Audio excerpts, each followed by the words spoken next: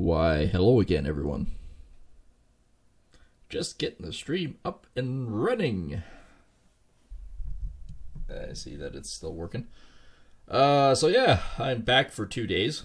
That's about it. I'm literally back for 2 days. Oh, it makes me wonder why I came up, but at the same time, I need to get shit done. Actually, there's stuff I need. There's some melamine stuff I need, and a bunch of other supplies and stuff for this job.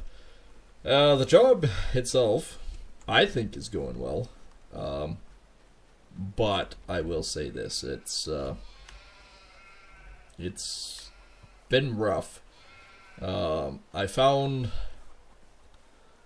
out that I had to redo all the plumbing. I thought it was just going to be a little bit here, a little bit there, but no, I had to redo all the plumbing. The stack was all fucked up.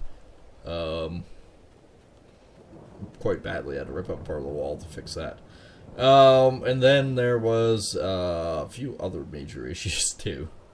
It's kind of a never-ending battle. I had to do some structural work, had to do some physical repairs, tons of plumbing, a bit of electrical, drywall. Found out the shower unit that's brand new has cracks, hairline cracks in it, so I've got to go shopping tomorrow.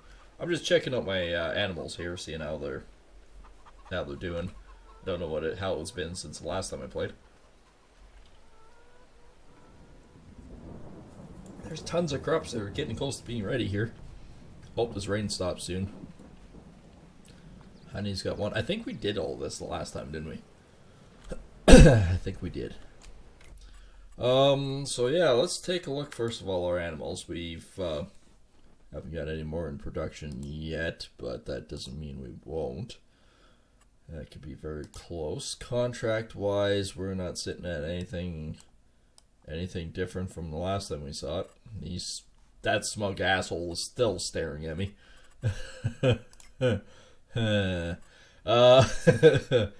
I'm getting low on barley. I think I have barley. Don't I have some barley? I do. I need to haul a load.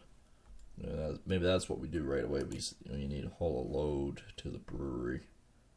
22,000 would be great. It'd be great. Could do some of them. I still got about, 12,000?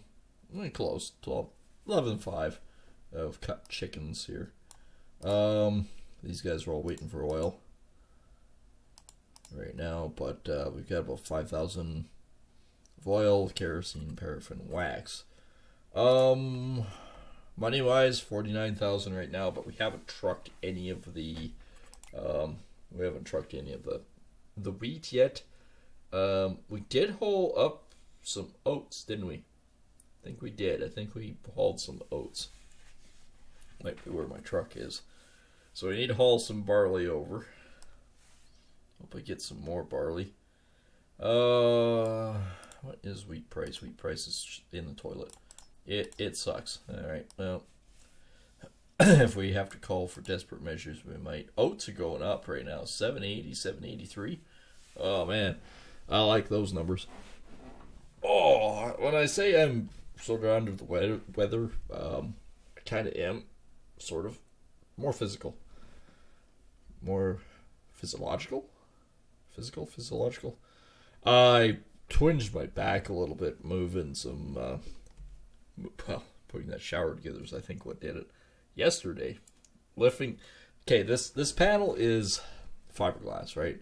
It is almost like a marble texture on the outside, but it's all fiberglass, which means it has a 5/8 OSB board in the back of it.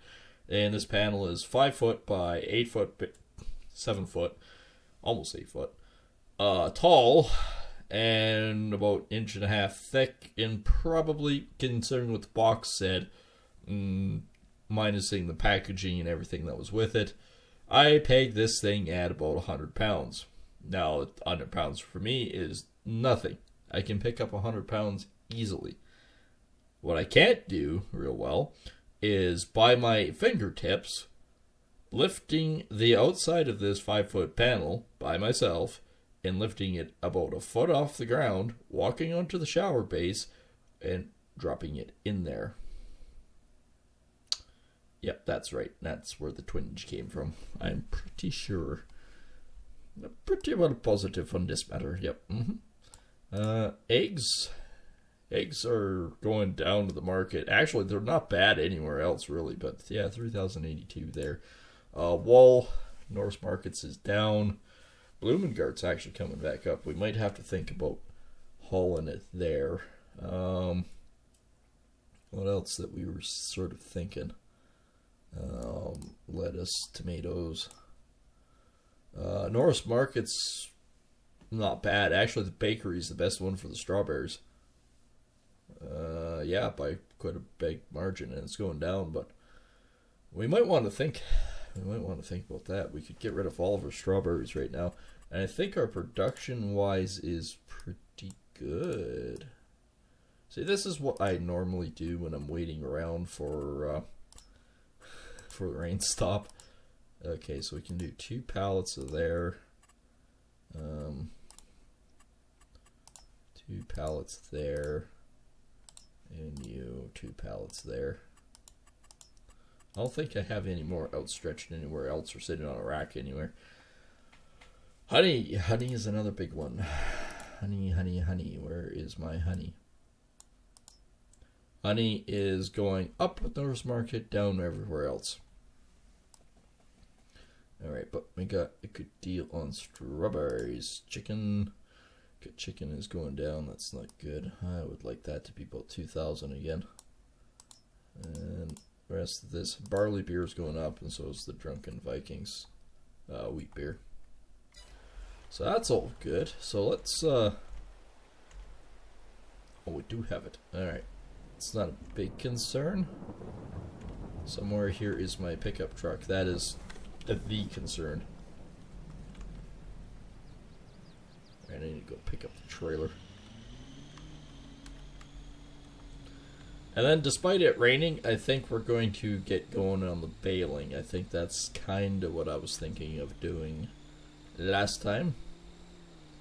But since we have an opportunity to get rid of some, well, 6 pallets of strawberries for a fairly decent rate. I know the bakery's going down in price, but I think it's safe to say that we can still do the bakery. Because 440 versus 404 as a local one. I'm sorry, but the local one's going to have to take a sidelines on this one. I definitely think what we gotta do what needs to be done here. We need to sell some stuff and make some extra cash. So when you think about it, that's $36 extra a pallet, roughly.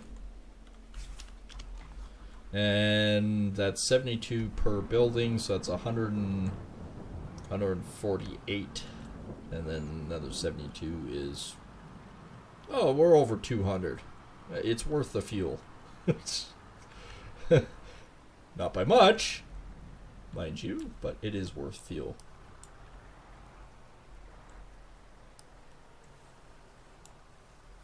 I can double stack these, what the hell.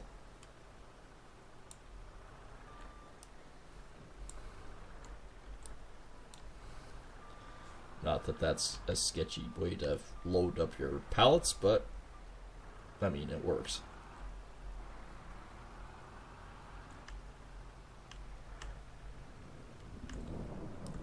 I don't have any flour or anything to give them.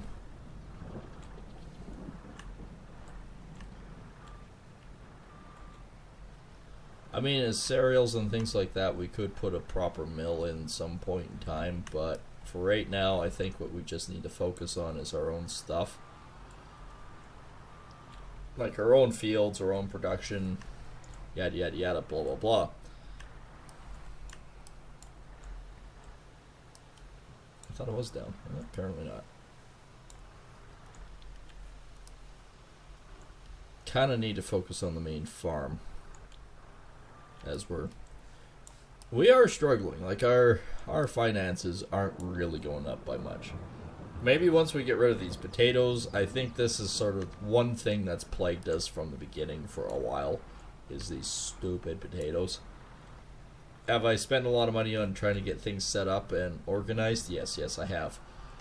But I think total wise, we just need to sort of settle down, think about what we can do, what we need to do, things like that.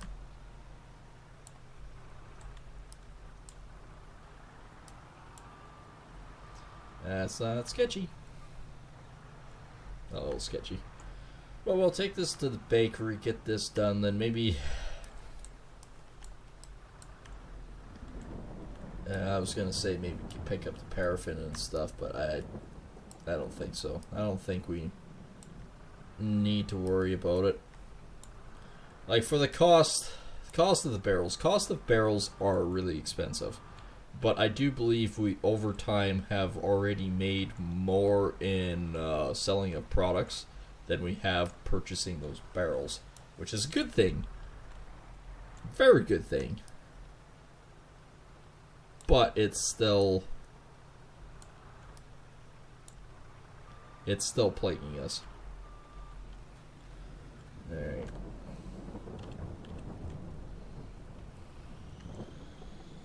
Now I gotta remember where the hell the bakery is. Alright, we got a good price for something. We need... Oh, there it is. I know where it is now. Well, we need to be able to, I don't know, sell it to someone.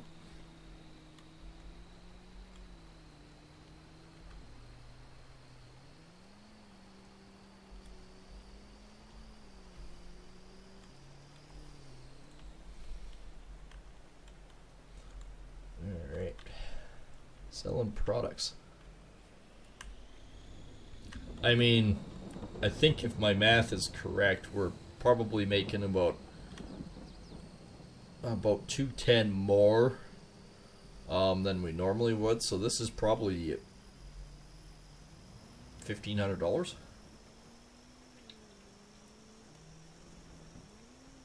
I don't mind selling it to the bakery if it's a good price.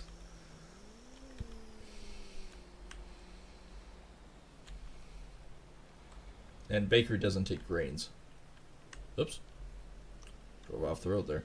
Bakery doesn't take grain products at all. It actually just takes flour. That's why I'm thinking I might want to do a mill sometime.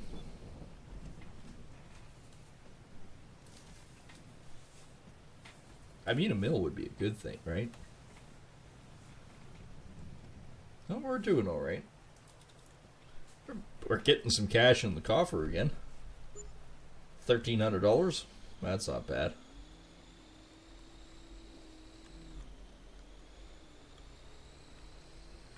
So there, we sold something in one of our products. Pardon me.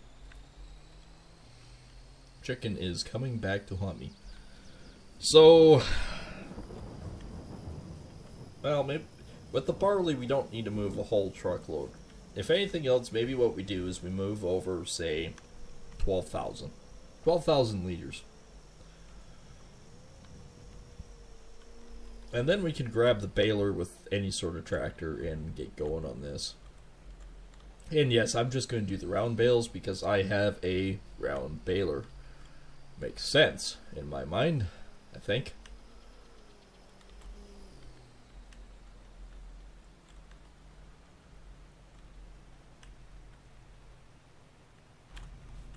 Oddly enough, the truck is right here.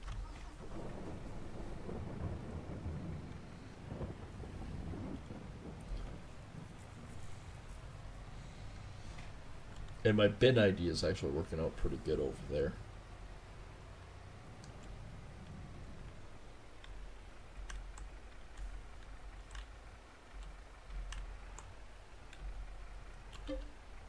Wheat? No.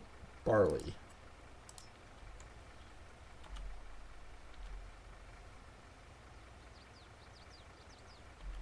Yeah, 11,000. There we go. That's good enough. We don't need too much. Just enough for our production to keep going. Because apparently the wheat and barley beers are worth more. I'd like to have more of a production for honey.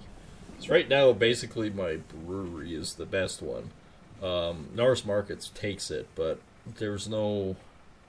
That's basically the end of the chain for it. The beer gives it one step further, right? That's about it.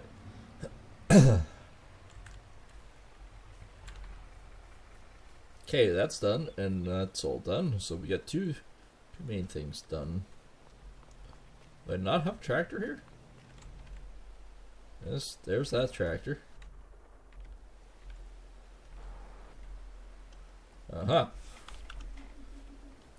Turns out it's also over here. Knew I had another tractor.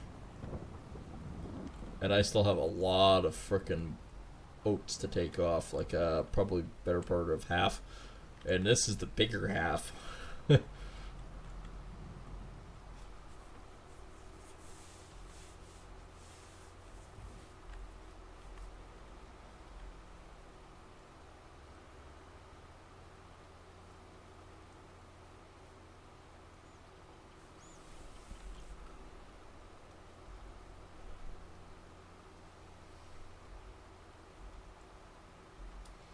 So, it's been definitely one of those weeks. Like I said, we've put a lot of time and effort into this project, and the bill will definitely reflect it. We're already paid for the floor, so that's not an issue. That's already said and done. The main part to this all is definitely the cost of the bathroom, which is even more than I was suspecting, but at the same time I'm happy of doing it, because we're going that one step above to just get it done.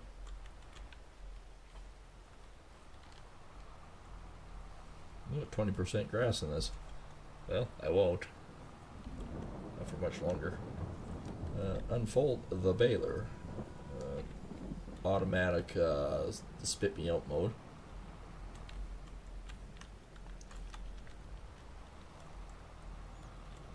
And again, I don't really honestly care if it's dwindles my bale capacity by a rating. Don't honestly care.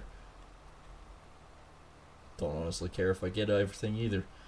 The biggest thing that I want to do is I want to be able to physically do what's the word I'm looking for here? Harrow that. So I need to buy a harrow. I'm not going to rent one. I'm actually going to buy one. So I think I'm going to keep about 48 bales for myself that are straw. Oh yeah, it's 7:45. So yeah, I'll keep about 48 bales, which I believe is 2 trailerfuls. Let's just say 2 trailerfuls in case I'm a complete idiot.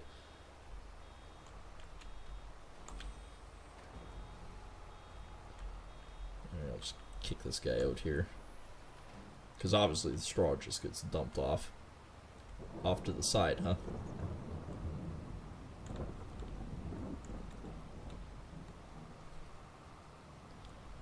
Alright, well.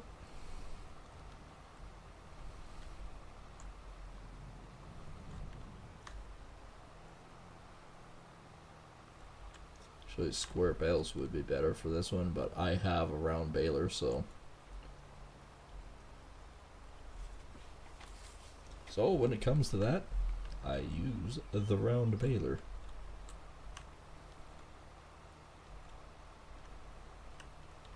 I don't even really know how much straw bales actually come in at.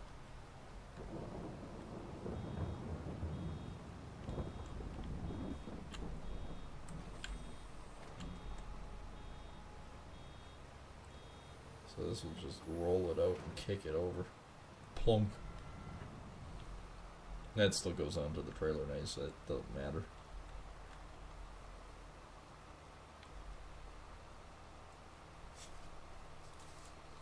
Saying only a couple hours for it to rain, so I don't know what that all entails.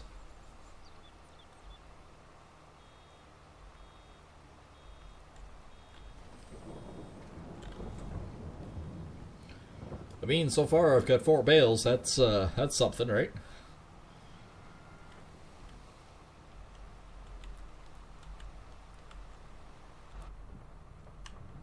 In theory.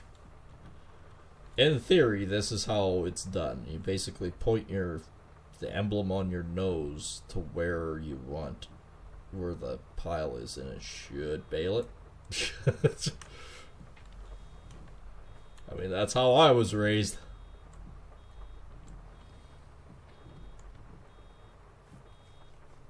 Okay, I thought you were dropping out. Okay, you are.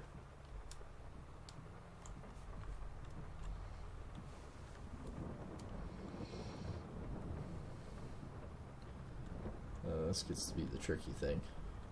I think that worked. Yep. Yeah, a little side saddle there. There we go. Center.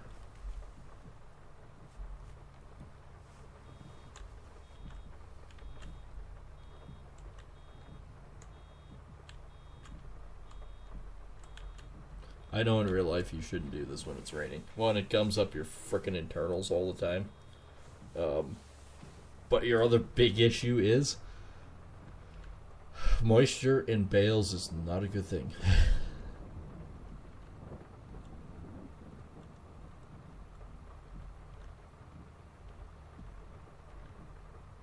It really isn't.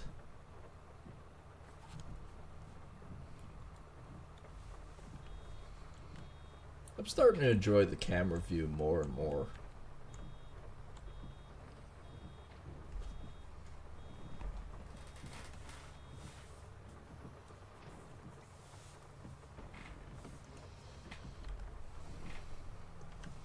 Actually doing this kind of in reverse to what I did the last time. Or at least when I combined. Hook it, hook it, hook it. Oh, nice. Alright. Straight down the hatch.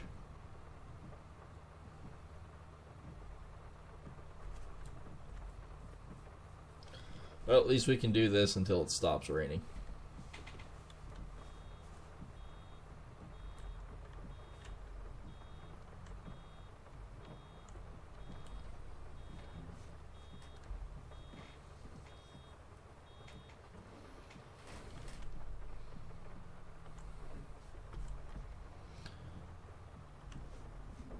I think we're gonna get a lot of bales. So that was 1 there, 2, 3, 4, 5, 6, 7, 8. We got 8 or 9 bales. Wish this thing would have a counter on it, but no. No, why would we have counters on anything? Ho ho ho.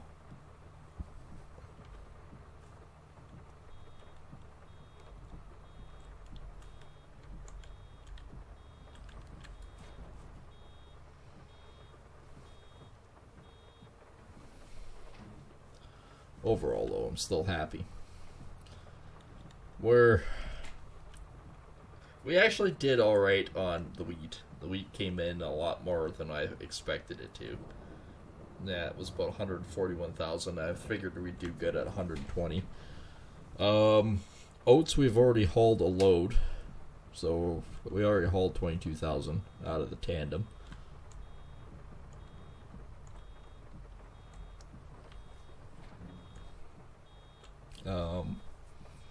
And I think we still have. Oh, we can take a look.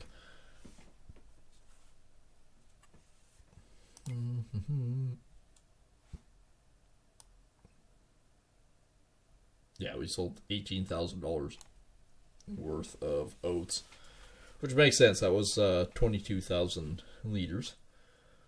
And then we still have out of oats 54, so we had 76,000 out of it. And we're about halfway, so yeah, we'll get at least 140,000 out of that. And the only reason why I did that is because, well, I need the cash, and 2, oats have a decent price.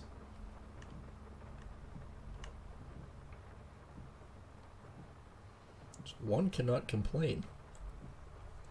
Well, not true. One can complain. One shouldn't complain. But one definitely can complain.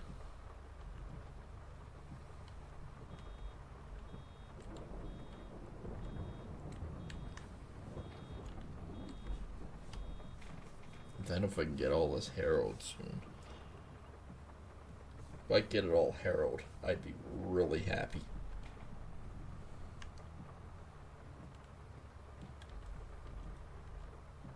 I'm not missing that much.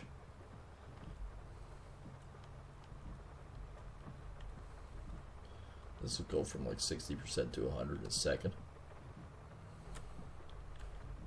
Oh, only 80.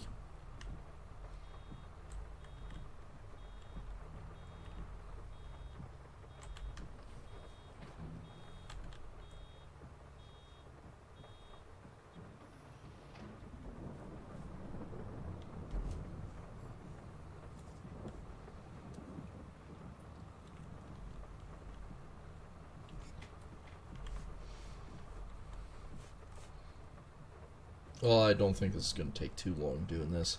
Did we ever, like, I know we thought about the big harrows, like a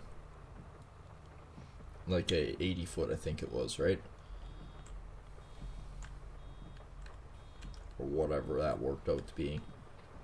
That's under P. That's, it's considered a, not cultivator, not power hit. It's weeder, technically. They call it a weeder. Weeders.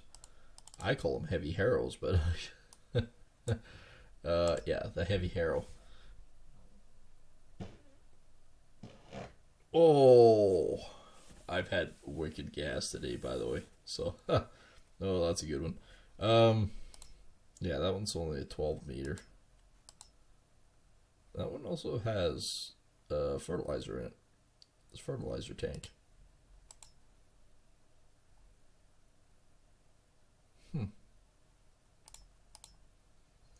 But no, this one doesn't. It's just a harrow. So, I think I can get away with doing 0 till and no cultivation if I do the heavy harrowing. I think that's what I'm going to plan on doing, is just the heavy harrows for now. I still have that small little bore go. I would like a bigger one, but I can't afford one.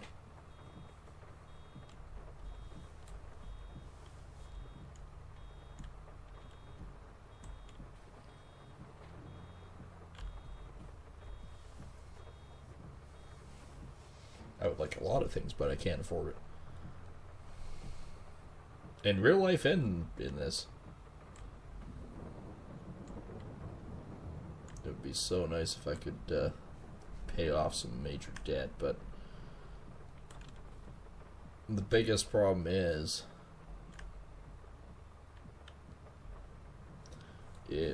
strictly don't cut yourself too short when you're working some of these jobs. Could I pay off a lot of my debt? Yeah, in one foul swoop, then you're pretty much screwed, so, It's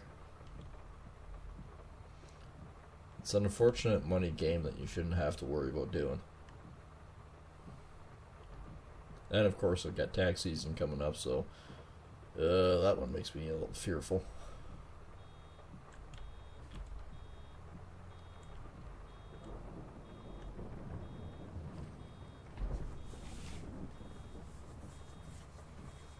And that's why it's nice to play a game and not have to worry about the little things, other than the stress of, can I afford any of this?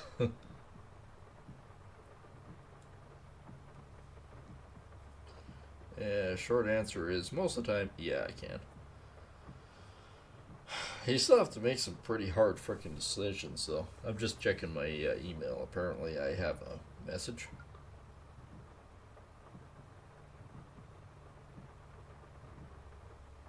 No idea.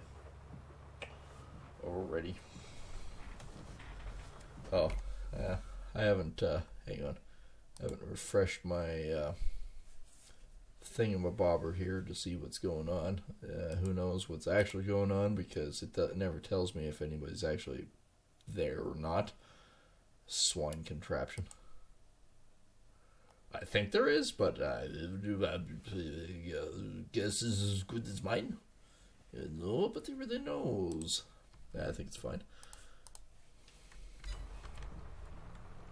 And this friggin' rain can stop any time, but so I can finish combining the field. But I guess in the meantime, this isn't a total loss. This isn't bad. I can shut up now and deal with this.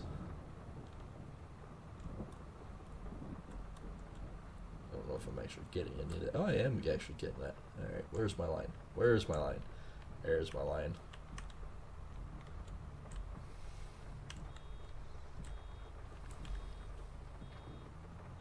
Get back up a bit because I'm sitting on a pile.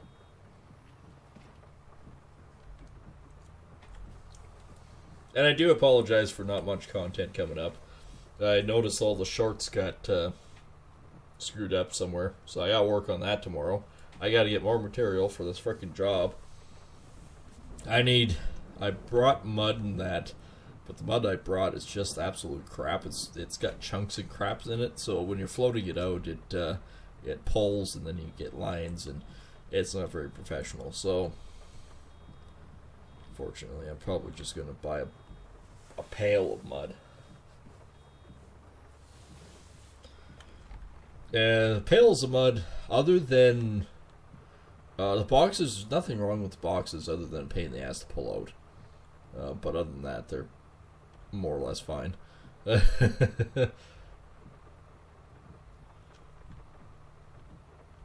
Do need quite a few more tubes of silicone, especially when I go to do the stairs, because that's how I actually handle them, is I glue them on.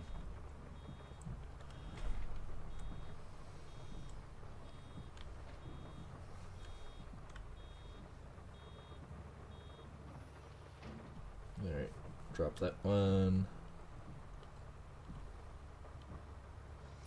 Well, on the plus side, we've got the outside round pretty much done. That worked out well.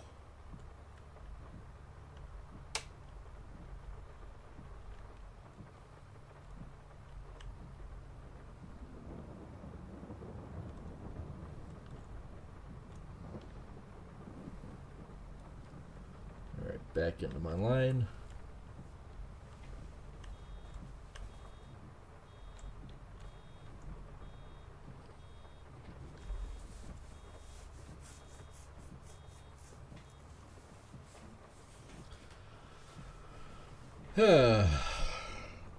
Well, I think my back is starting to feel a little bit better. I tell you, it was a bit of a rough drive back up, but at one point we're kind of worried about, oh crap, are we actually going to make the deadline and stuff? But now, like I lost a lot of sleep one night worrying about it, going, oh fuck, we only have like, and we're this far, crap. But now it's like, okay, we still got tons to do. But it's not really that bad. Like, we're going to focus on the floor first of all. That's fine. We can bag everything else off and do that. That's not the end of the world.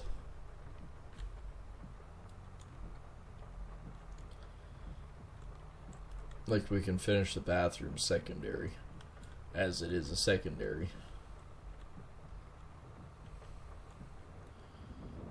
Kitchen, front room, hallway, and, well, the main dining room. The dining room we got stripped. About, not quite half, but about a third of it laid in about an hour and a half. So, we did pretty good. I'm not going to complain much.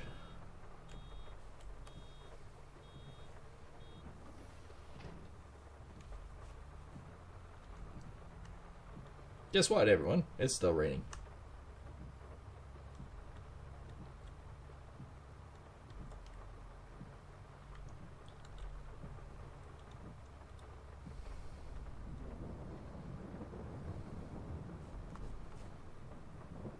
Well, we're doing all pretty... We got a fair pile out here, actually.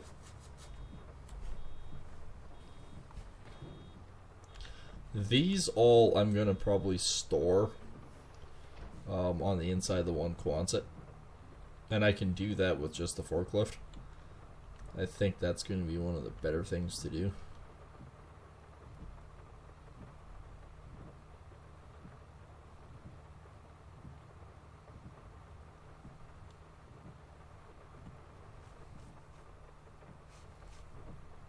Well, the outside rounds are done, which means I'm now physically just doing the inside. And I think, can't remember, I think there's like 13 or 14 rows. No, no, back is still a little twingy. Oh.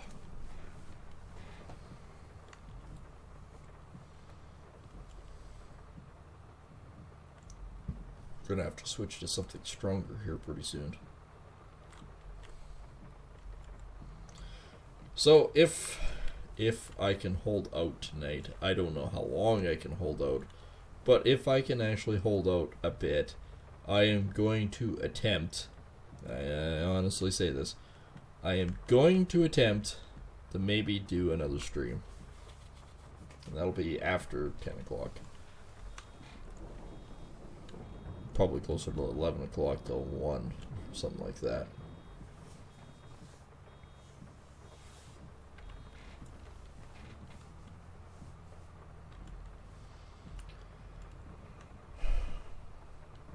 Because if I do that,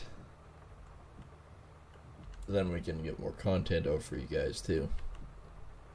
And that's the biggest thing that I'm trying to do on the weekends, is I come back just to provide content so everyone's not going, oh, well, the channel's already falling apart. Oh, things are happening. Well, unfortunately, I work for a living, so this, until further notice, is a hobby.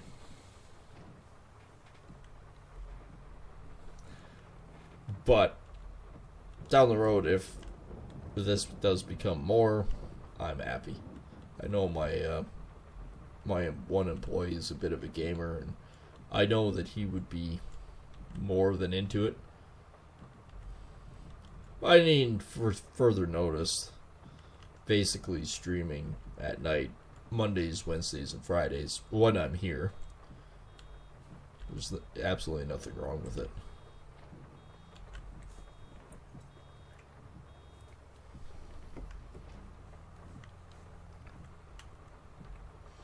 Since we're going more towards into the streaming side of things, rather than just the recorded gameplay. There's nothing wrong with the recorded gameplay, but it's not live. There's no, what's the word I'm looking for? No cohesion. That's a good word to put it. No cohesion. Attack. There's no cohesion in, oops, I am just rolling out without actually fucking picking this up. Bonk.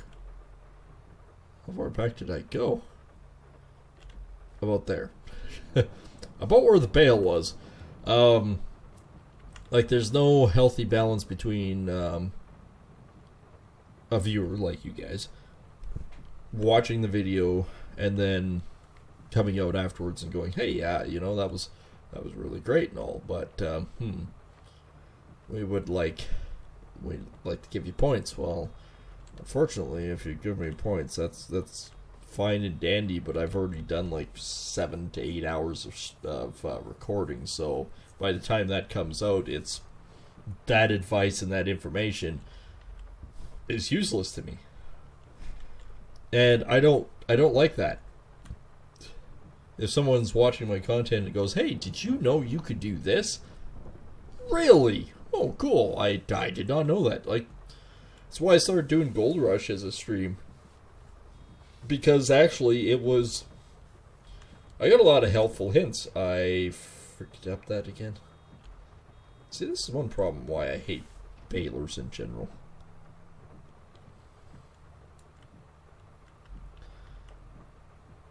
Square baler is definitely the way to go for straw. And actually, probably, yeah, the more I think about it, the more I want at least one of the square jobbers. One, it would be faster for straw. We can still keep this one for doing the silage. But let's do the rest in square bales, and let's just sell these ones. Let's see where we sit.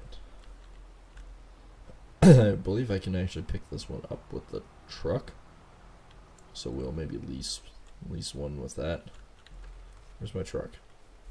Because I'm talking to you guys and I keep getting distracted and completely forgetting that I'm bailing, and it's like, yeah, la la la, I'm doing things. Da, da, dee, dee, doo. What do you mean I forgot there was a bale behind me? Because you forgot there's a bale behind you, you ding knob. Let's cue that baby. Nope. Let's cue that baby. There we go.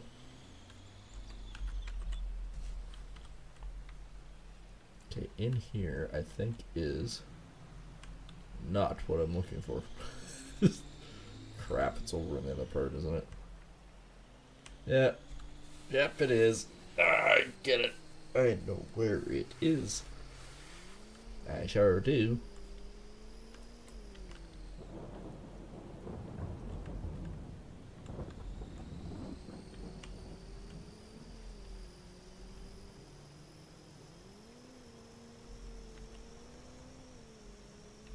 That's right.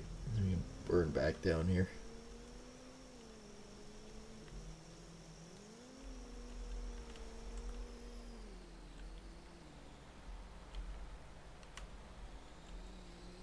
And worst case scenario, we could start bailing some of this. We know, well, you can actually physically tell what I've combined and what I haven't by the color. Oh, is it actually? Yes, there it is. I think I mowed around it, didn't I?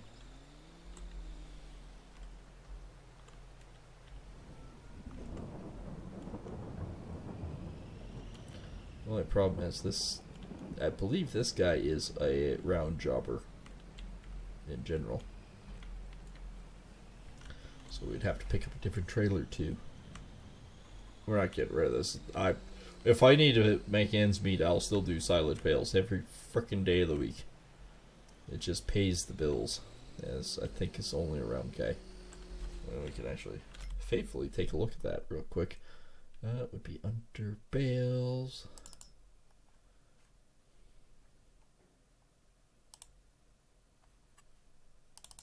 Is this the little guy? It is. I'm going to go with the little bales. We're going to do 1,000 little bales. Okay. And it's cheap. Like, that thing is dirt cheap. Now, let's go back here. Bale loaders.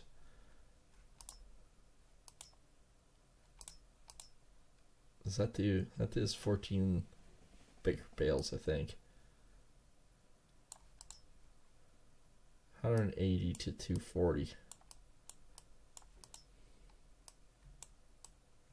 But we can actually pick them up and put them on a flat deck, couldn't we? I think so. So balers, 120. Let's do 120 centimeter bales. Okay. 125. 120. Does 14 bales at a time, but does 120 of them. 64,000. That only does 180s. That does 3 bales on 180s to 240s.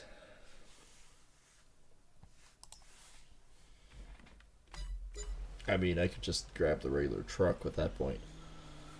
The truck and the gooseneck, I mean.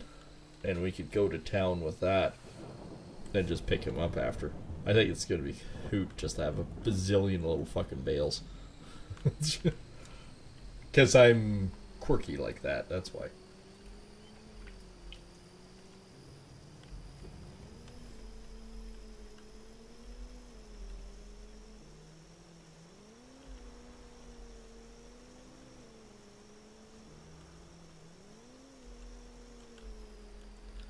Alright, we are here. And I will say this, and I'll say this again at the end of the video. If you guys are enjoying the content, hit that subscribe button, as it does help us grow. Or it at least helps me anyways. Bonk! High speed. We are totally going to do little bales. Bonk!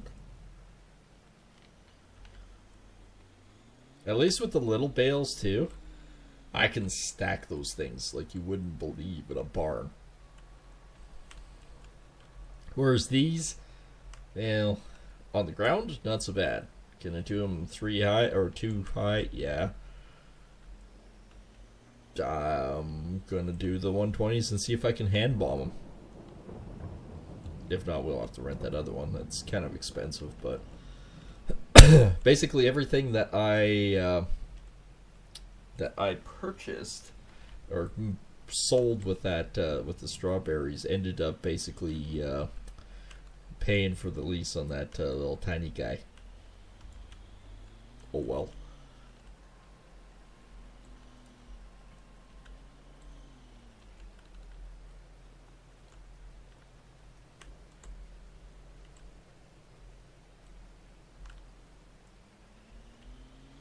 Alright, one more here.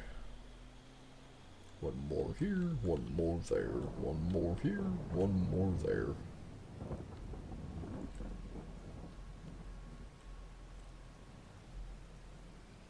Like that. Didn't even drive in that guy's field. Alright. I still got like 3 rows, 4 rows over there.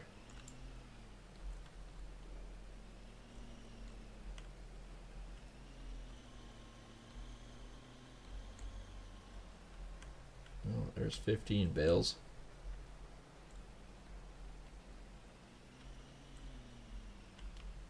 Like the round guys, they're fine for sale.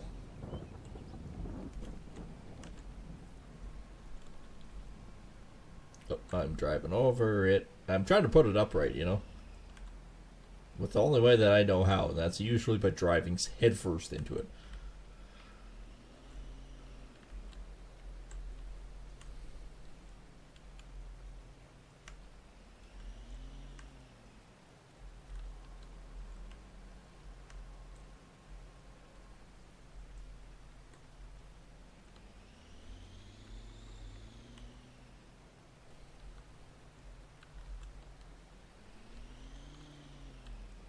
Bonk.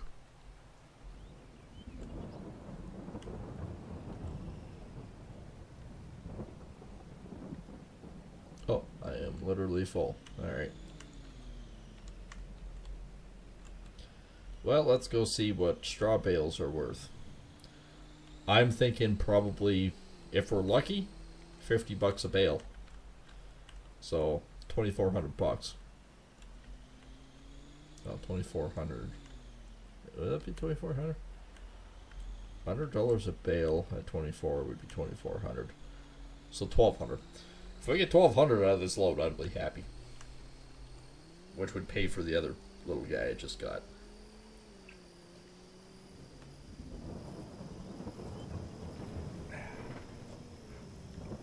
Oh look, another beer.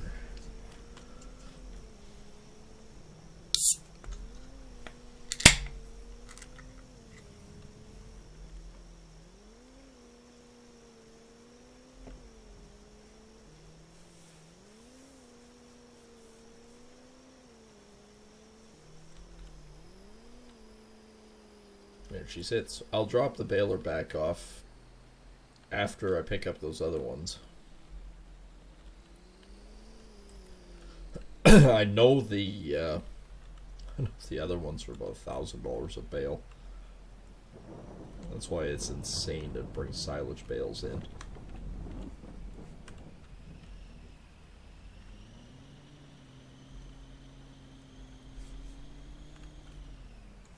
Alright, offload here.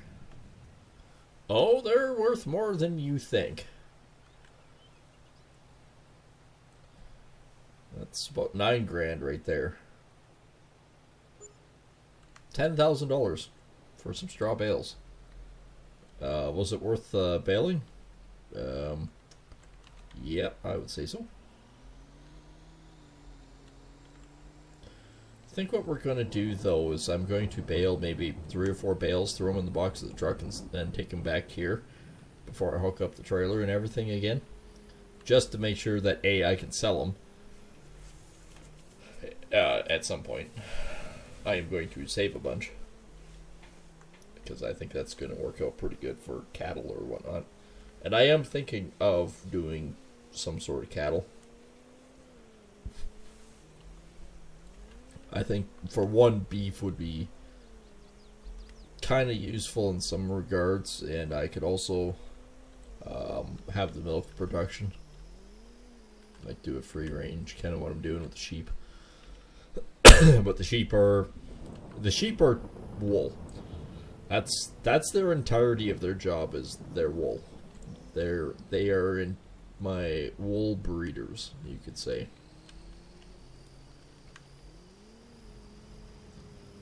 Alright, power drifting with trailer. Uh-oh. I basically did a donut with the trailer. Okay, I only have 4 bales left, so yeah, I won't... There's 5 bales left. I won't haul this all the way down there, but we did actually make some cash.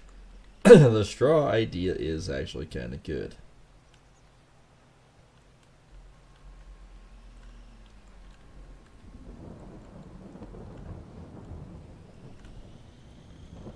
Hey, 10 grand for some bales. I'm happy. And that was actually only about a quarter of the field, so yeah, no, that's definitely worth holding on to. So our cereals actually can make money.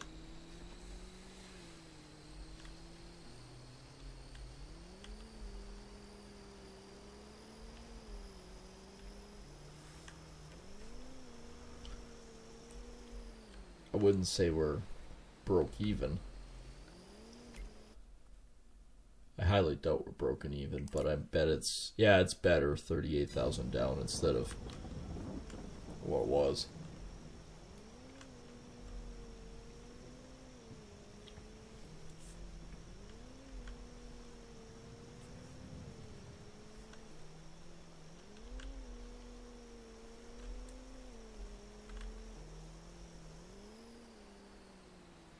Better start slowing down now.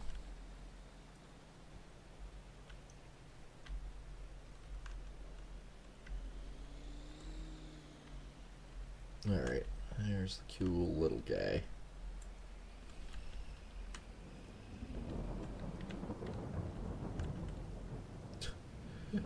Actually, oh, I can. This might be insane. I don't know if I can actually, like, turn it on.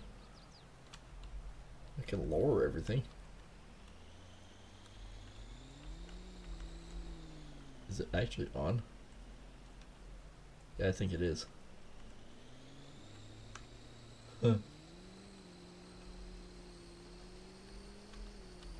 Ah, no, it isn't. So we can't turn it on, but we can, like, lift and lower stuff. So it'll just be up to the tractor then.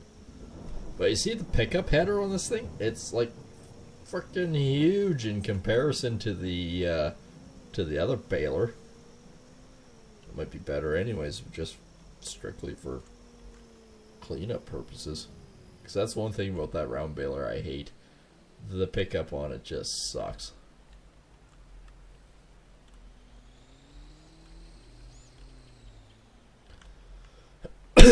Well, hopefully the 120 centimeter bales I can just pick up and then I can just put in the truck. Then we'll see if we can sell them. If not, we'll only do a bunch of these for our own personal use.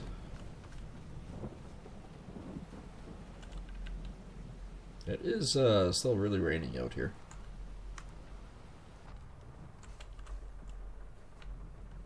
Now, why couldn't they have done this with the big 4-wheel drive unit? I can actually see the hitch to hook up.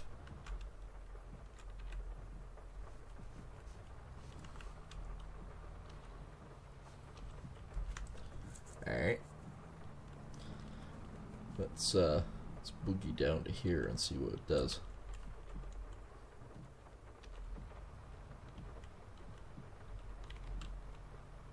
Well, she's only 12.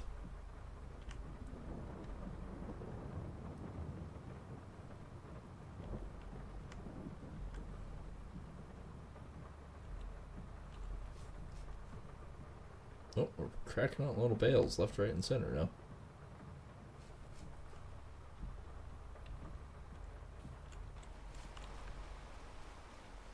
Can I pick these up? Yes, I can. Oops. I only carry them for so long. Alright, let's do the obvious thing here. Let's take 4 up and see if we can sell. That's ironic that that all switched over. Well, not really ironic, but... I mean... This is basically like the old school method. But you see how fast I can just crank these big bitches out of here? It's great. Alright, let's go check to see if we can sell this stuff. That was 4 bales in 4 seconds. Not quite, but you get the picture.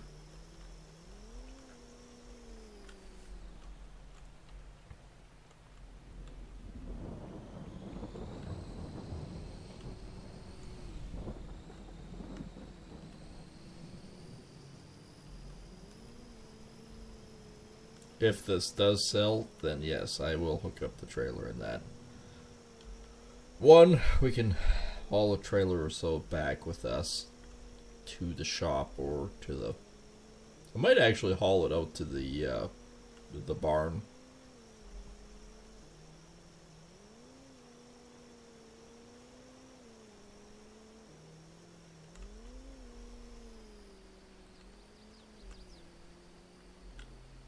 Alright. We're basically here. Let's unstrap. As long as they don't take the corner at Mach 1, they should stay in. Yep. No issues. $201 even to boot. Not a problem. I think we're golden. Actually, more so, I think I might just truck these ones myself and sell all of them on this field, and then because I'm going to put them all in the barn over on the other, the animal farm. The animal farm. I think what I'm going to do is, if I do it like that, then what I can sort of plan for is, it's a short run versus this one where it's a longer run either way I go. It's actually, I think, shorter to sell them. So I think what we're going to do is we're going to make all the tiny little bales here, load them onto a flat deck, and just haul them all. I don't know if I can do it all in one load though. That might be a little bit interesting. Actually, I don't have to necessarily do it fast mode, but I could hook that trailer up to the semi and haul all of it. Then that way I don't have to worry about trying to hook up to this damn thing every time. This one's kind of a pain in the ass to hook up the gooseneck to. Just because you gotta lower your tailgate, then you gotta lower your suspension, roll underneath it, hook up to it, put it back on, and it's just nuts. It's kind of a nightmare, to be honest.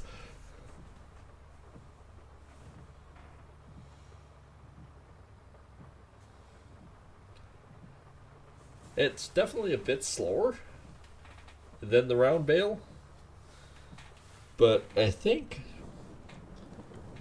it's a wider pickup, so it's actually working pretty good. I mean, this thing is pooping out the bales left, right, and center.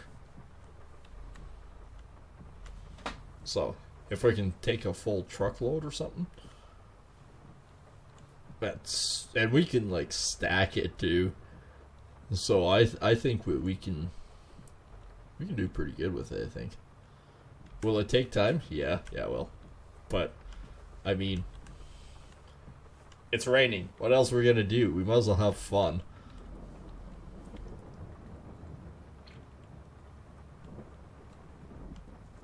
I don't know why I love these little frickin' balers.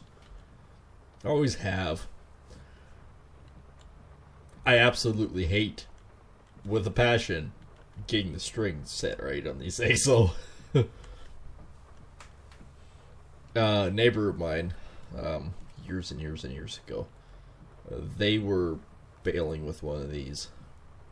It was I think it wasn't a Massey Ferguson. I think it was a little case jobber, and it wasn't bunching correctly, so the string wasn't tying it. It was basically like compacting it in tiny little cubes and then spitting it out into just a pile, so that it wasn't binding it correctly.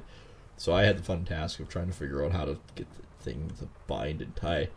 You know how hard it is for a baler to get it right? And once you do get it right, don't touch it. Don't frickin' touch it. Because you'll never get it to that sweet spot again. It is beyond annoying, but it's but I mean, there's something with these tiny little guys they're hilarious, but they're kind of more functional. And I say that because they're handheld. You can literally pick them up and throw the damn things, right? They're useful.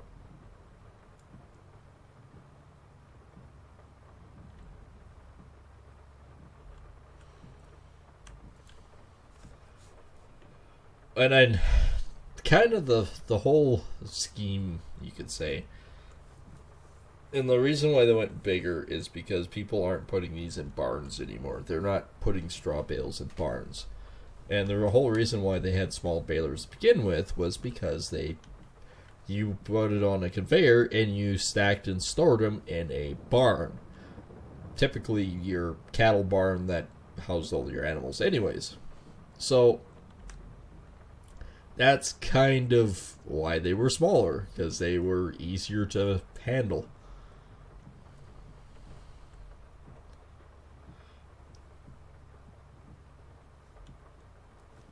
So that's why they did it. But nowadays, the time to handle the small bales isn't worth it. That's why they use the bigger ones, and they stack them 4 or 5 high outside.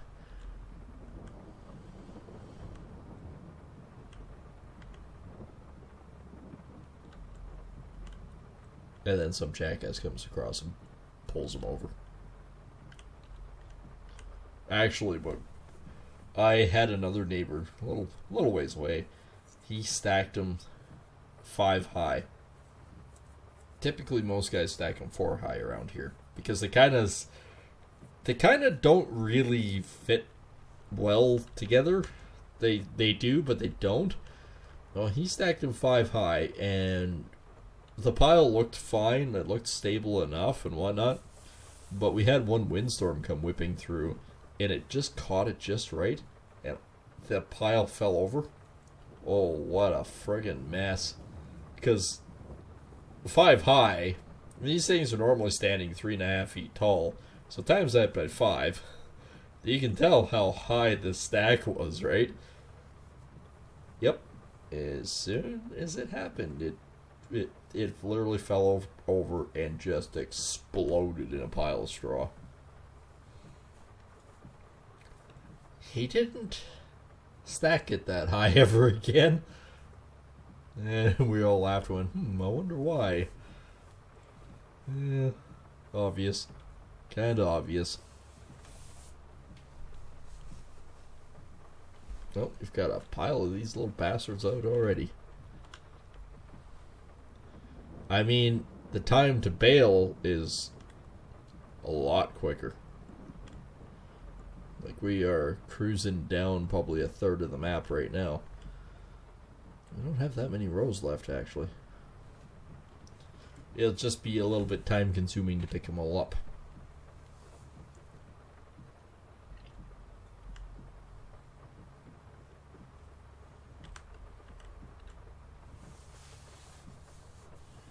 And geez, the guy combining was kind of all over the field. Wonder who that was. Yeah, so I think I'll just haul and sell all of these ones, and then I will I will bail. I have a side one? I have a side windshield wiper. My tractor doesn't have that. What the balls? Of course, my tractor is in a 6 series. It's actually only a 3 series.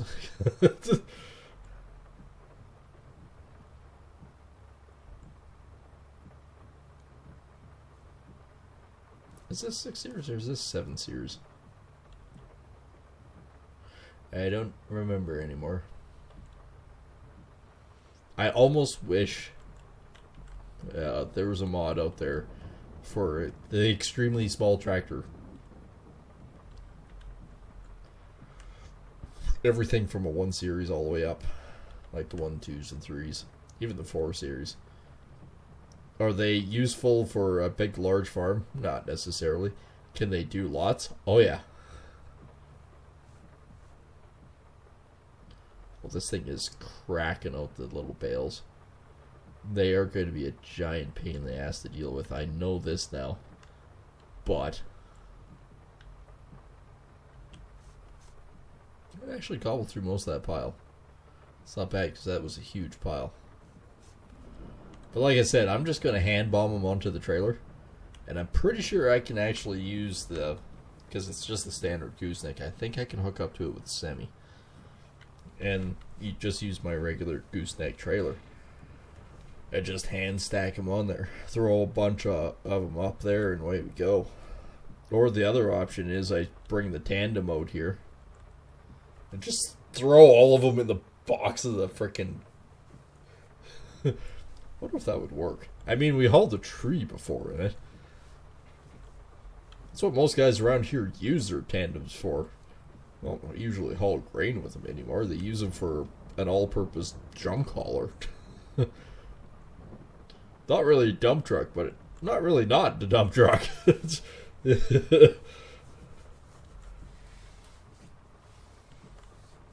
I remember talking to one guy going, yeah, so, you know, we've got to haul this, what the hell was it? I think it was a pile of garbage. I think it was a load of garbage that we were helping and whatnot. Guy shows up in a freaking tandem grain truck and I'm looking at him going, that's a tandem grain truck. He says, yes it is. I said, why are you using this? He says, well, I welded basically barn doors to it. Not sliding barn doors, but barn doors. They open out. And he says, yep, she's a good garbage scow now. Yeah, okay. I believe you. I almost want to try the tandem now. Now I have an idea, because we can literally drive into the middle and pitch a bunch of these in there and call it good. Don't even have to worry about strapping anything down. Well, that's exactly what the guy said, too. Yep. Goes, well, I can still tarp it. Tarp still works. I can tarp all the loads. Just make sure your garbage stays on the inside of the truck, not over the top. We're good. It actually wasn't as bad as I thought. It was interesting getting crap in there, but yeah, no. Loaded it up. He tarped it, took it to the dump, backed up, dumped her all. We're good. I mean, he's still a farmer. I think he has 4 or 5 Super Bees that run.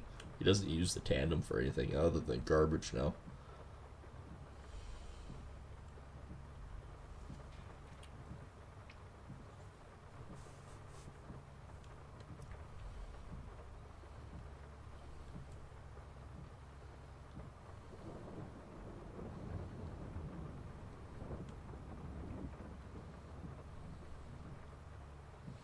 Man, this thing cracks out the bales. I'm loving this, by the way. This is... I don't know... I said it before. I don't really know and I don't understand it. Of why I love the tiny bales so much. Other than I think it's because they're handheld and I can throw the damn things. Literally, in real life, I could just pick them up and throw them. Not necessarily very far when you consider it. But I could probably... because they still have some decent weight. But I can probably grab one and pitch it about 30, 40 feet maybe. Maybe 10 or 12 feet in the air. But not, like, straw bales aren't freaking heavy. Man, I popped out 2 bales right there. The straw bales themselves, they're not heavy. Hay bales, those little tiny hay bales are probably, I want to take a gander at 120 pounds. Straw ones, 30. Maybe. Depends on how tightly packed they are, but the straw bales themselves are not heavy. But yeah, the hay ones, because of the moisture content to them, holy crap, they are heavy. Alright, let's try my experiment. I mean, I also hauled frickin' oil drums in this thing. Yep, that did not work. Nope. Okay, drop the damn thing. Now, seems to be working. We can haul a lot of bales like this. And actually, tell you the truth, it is still actually quicker to do it like this than it is to actually use the bale picker or the tractor. The bale picker is actually not bad. But we can do a lot of bale picking like this.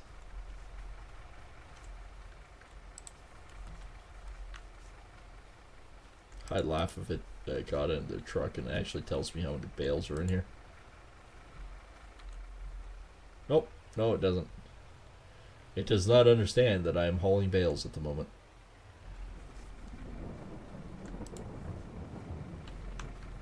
And I'll haul as many bales as this thing can hold. The game I guess we can actually try and play is actually probably could frickin' here stack them in here.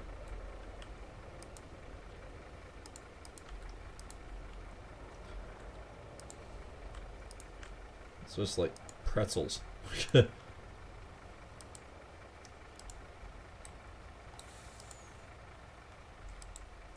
Ah, screw it. I'll just keep piling them in. That lasted 5 seconds.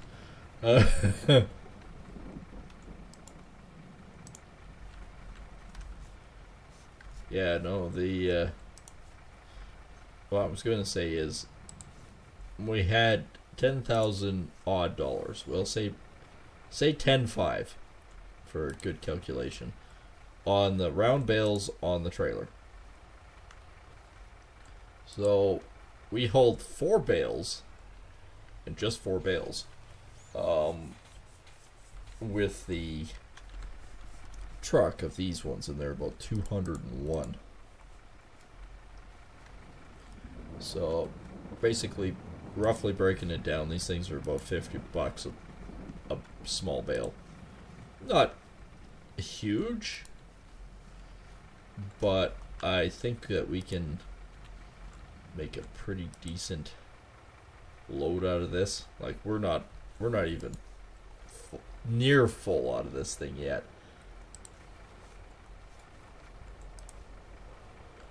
So I think that we can probably get quite a few in here. At 10,000, at 50, well, 1,000 to get at $50, it takes a lot to make $1,000. Well, 20 bales. So to get 10,000, you need like 40 of the damn things up. I could have probably picked up a couple more of these guys here.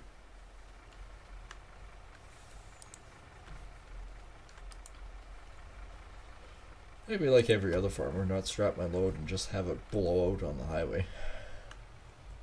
Oh, we've got at least 20 bales in here. There we go. Don't worry, I've all loaded them to the front.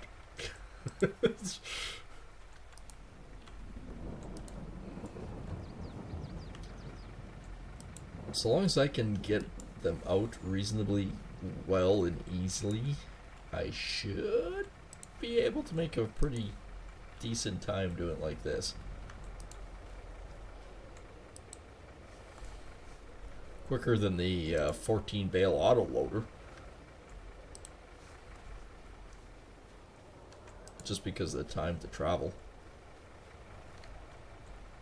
Oh, it's saying that it's actually cloudy now and not raining. Even though it's clearly raining.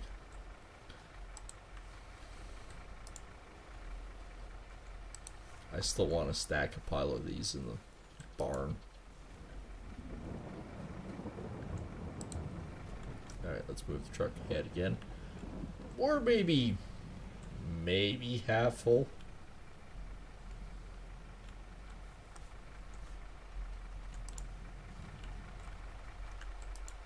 And we've done a pile.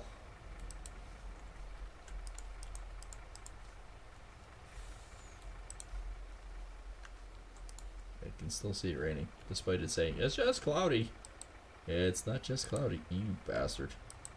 Get in there.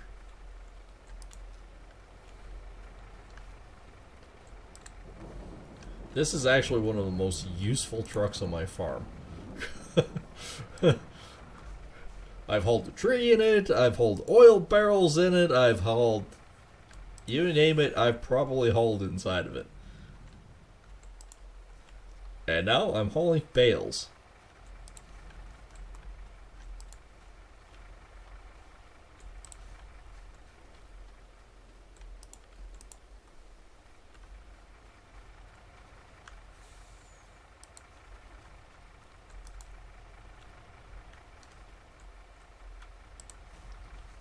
Alright, move the truck ahead again.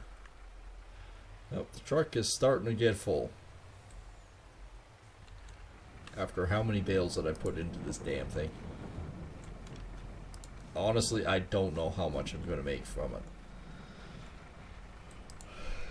I don't think it's going to be 10,000. I think 24 bales on the other to make 10,000 is still the best. Ow, I just bonked myself on the head with this thing. Is the best profit margin thing. But to be able to do these these squall guys, small guys, tune it this way is kind of fun. Kind of stupid, but it's kind of fun. I can put a pile in the back. We're not full yet. We might as well have a good frickin' load going down the highway. Because, you know, that's what we should be focusing on, is how much crap can we have in our truck when we go down the highway. Oh, that back is almost empty. We're good.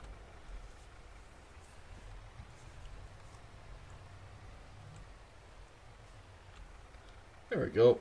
It's like an auto stacker. All you gotta do is rev her up to a certain RPM, slam on the brakes, and you're frickin' good.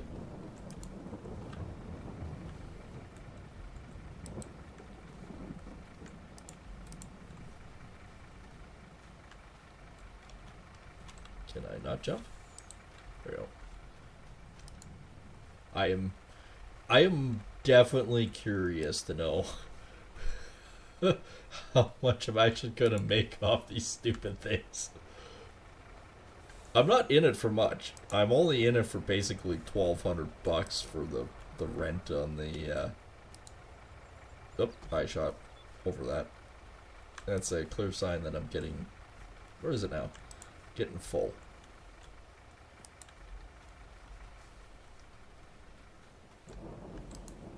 I mean, we've done over half this field. And 4 rows. We're averaging 4 rows right now.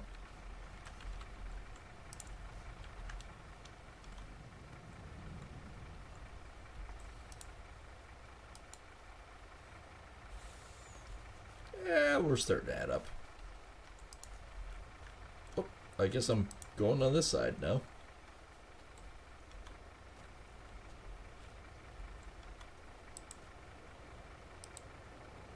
Oh, that is literally sitting on the edge. Okay. Okay. Oh, still holding on. Still holding on. Can I not be holding on like that anymore? Can I let it go and try it again? Okay, that worked that time.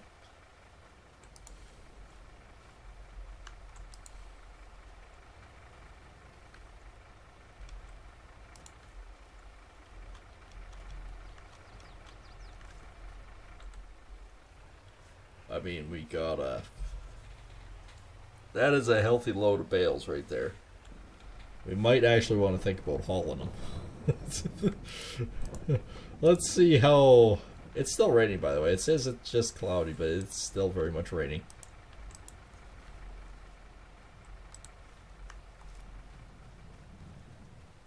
How much do we think that we're going to get off this?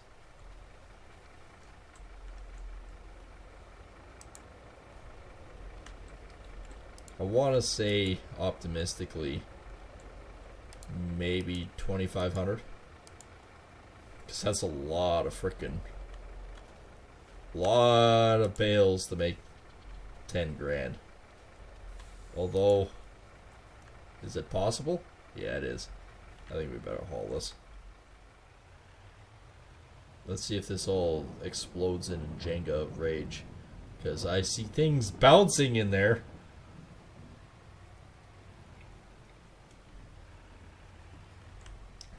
If I properly spent the time to stack them in here, it'd probably be fine. And I'd probably get a lot more in here. But currently, it's just way easier to pitch the frickin' things in here.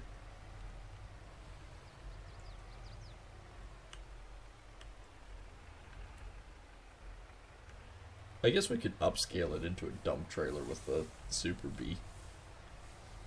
Or the, not really Super B. You know what I mean, the other semi.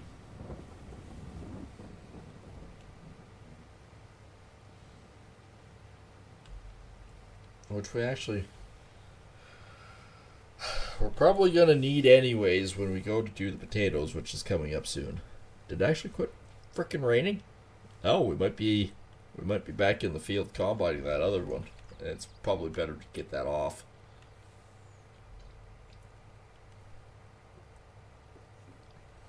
Instead of playing around with the tiny bales.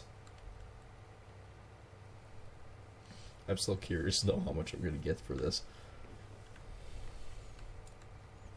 Like I said, it was $201 with 4 bales in the back of my pickup truck. This is clearly a lot more than 4 bales, but I can't see them being much more than about 40, maybe 50 bales in here. They're starting to settle down. I could have put more in. No, never mind. I couldn't.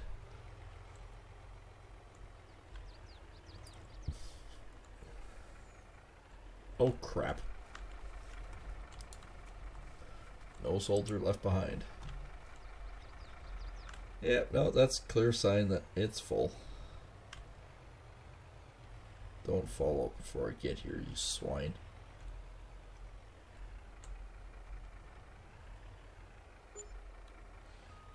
Well, that's still not bad. More than I was expecting. I was thinking about 2,500. Oh, I am not hauling 1 bale back with me.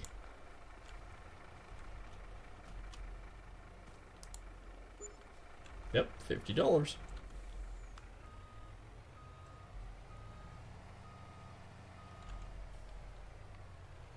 So that wasn't bad then. Like, we actually made a fair bit off that load. Harvest income is $18,000 right now. We've sold $14,000 worth of bales.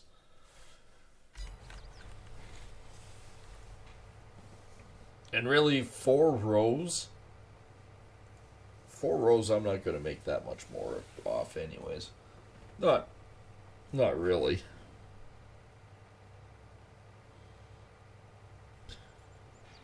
On 4 rows, I might get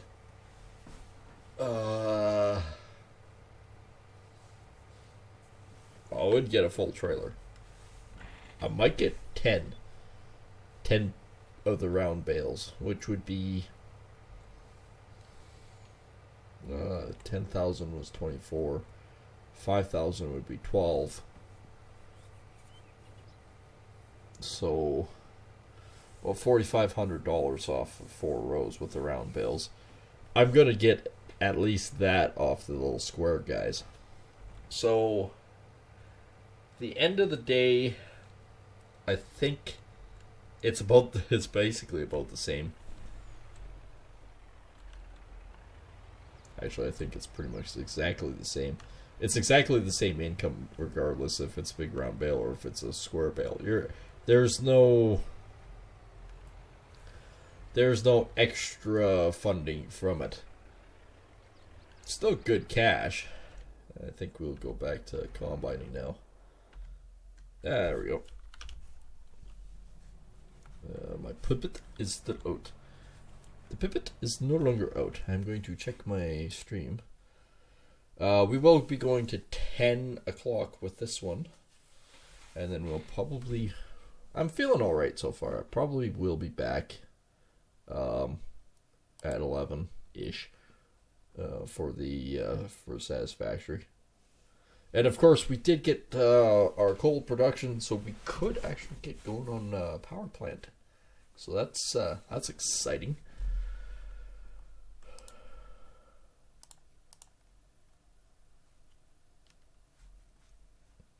I'm kind of happy and excited about that. Okay, we're back on, buddy. Maybe in another hour we can actually get the rest of this field combined. I don't know. I don't know. I like the little square guys. They're comical, but I think time-wise we might have to think about something different. You can go like stink, and I like the width of that thing, but I don't know. We could try the auto baler, the 14 bales on it.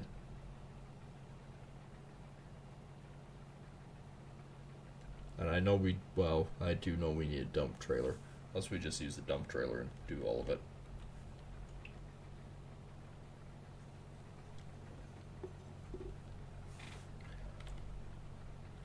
Which dump trailer is kind of like this. Has potatoes and stuff in it. We could do something really stupid and funny. These are all grain cart ones, which are giant and huge. I'd rather have the truck one. It doesn't do as much, but I don't need it to either.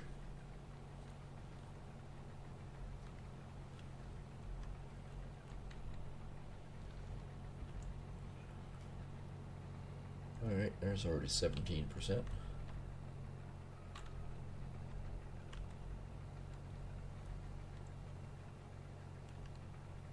Oh, it feels good to be back in the combine.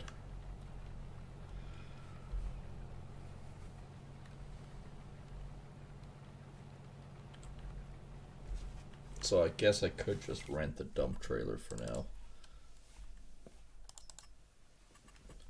Lease, it's only $2,700 to lease it. And we could use that to do our main trucking.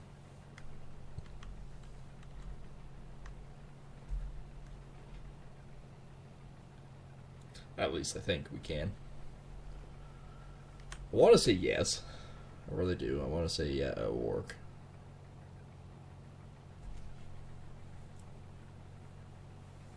Should work out well for us.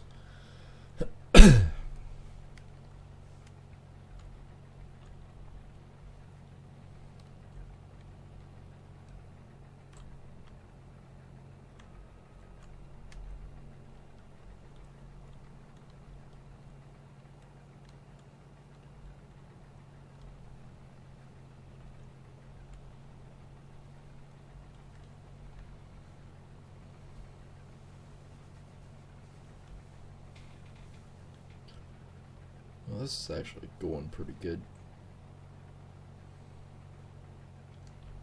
We're already sitting at 36%, and then I can actually see the tractor over there.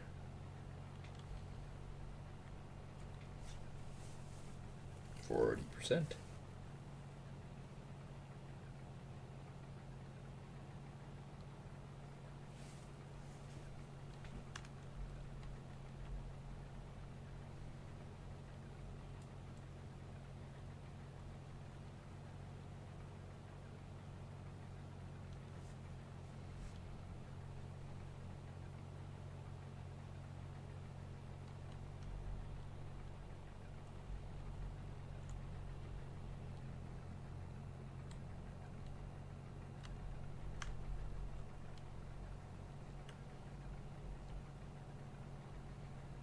Well, this seems to be not too bad.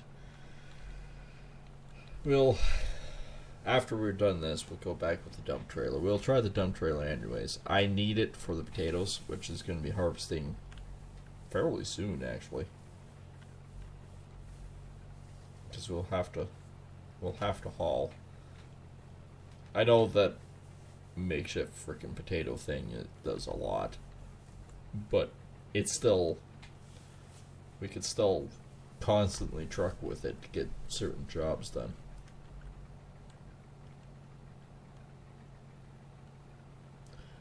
And while he's combining too, I can truck back and forth to varying locations. Get the contracts done, signed off, get them out of my field view, and then if a good couple cereal crops come in, we can get them going.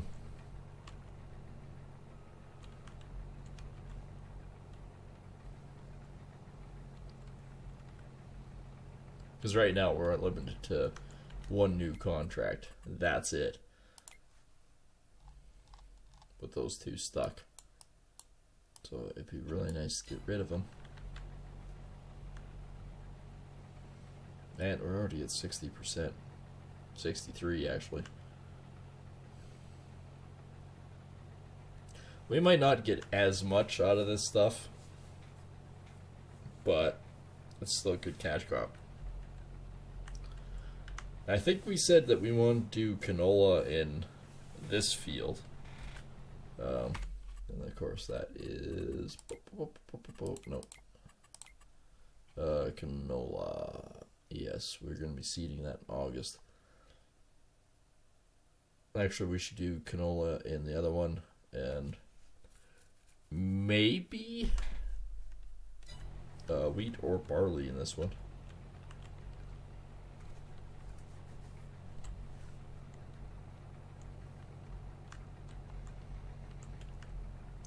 Maybe wheat. No, we got lots of wheat. Maybe barley.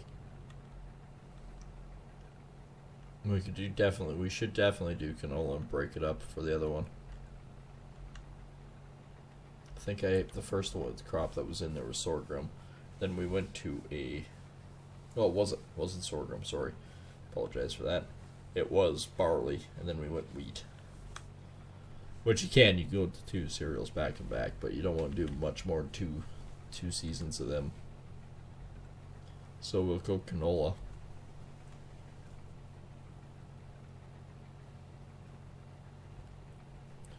Then our beans. And the soybeans kick in. They're the same as sorghum. Those ones, we kind of want to have a sorghum field and do the same thing with them. Do beans, sorghum, and whatnot. Well, it depends on how they work out. So they're like this, right? They're the same as potatoes and everything else. Sorghum gets cut fairly short season. But whatever. We do have field sorghum. That can just basically go running off. And then we could plant beans in it the next time.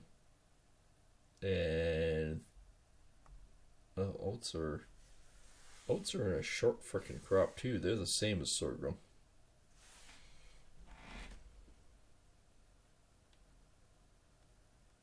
Oats are planted just about the same time, and it's just a block off. So, even though this one's oats, we could have sorghum in here. Like, we could leave this for a season and not do much in it. That's a lot to think about. Because canola, unfortunately, you plant it here, you harvest here. It's sort of in between. Like it's not like it grows instantly. It's the next season type thing. So we could actually put off seeding wheat or barley in here, and we could put sorghum in here. That might be a better bet. Because sorghum is a hell of a cash crop, but we can also use it for feed for our chickens. Mind you, chickens take fucking near anything. If it's grain, it'll eat it. We are just about full.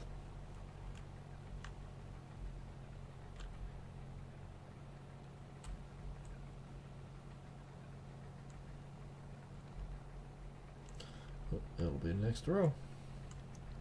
By that much.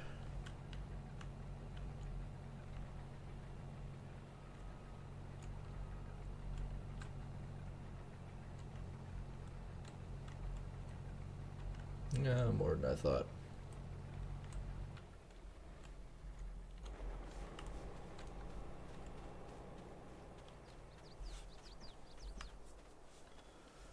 Well, we still got a lot of combining to do, don't we? Well, we're not done yet.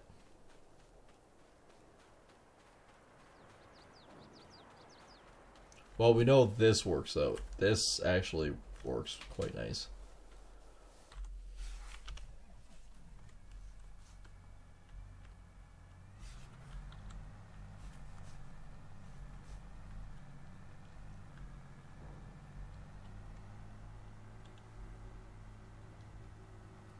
We might just do the bigger square bales. We'll see. We'll play with the dump trailer. See how many we can get in there, and how quickly we can do it. It's not as tall, I don't think.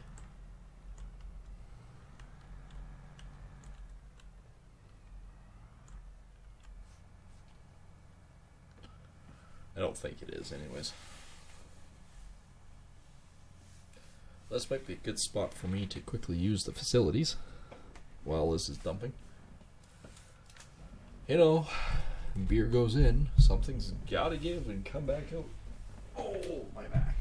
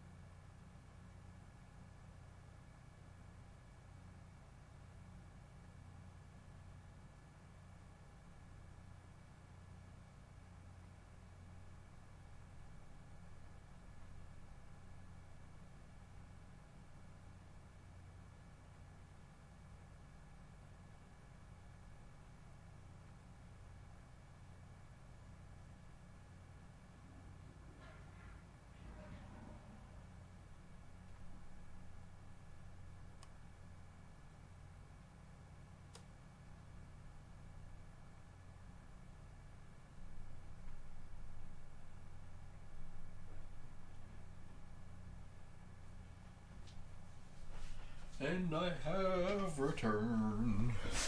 I have have returned. I have returned. Alright. I've effectively cured the problem of one in, one out scenario. Alright. Pipe going back in, and we're back combining.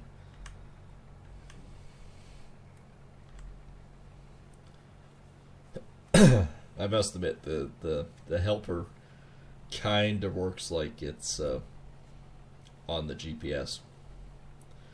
The guy combining, on the other hand, not so much. He's all over the place.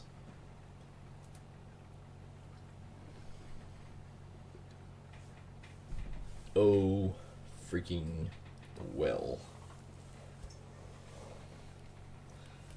There, switch into back medication mode.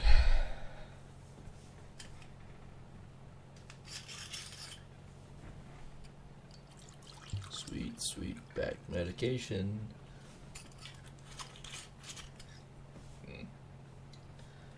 That may not do for tomorrow. I might have to grab another one. Especially if it's still sore.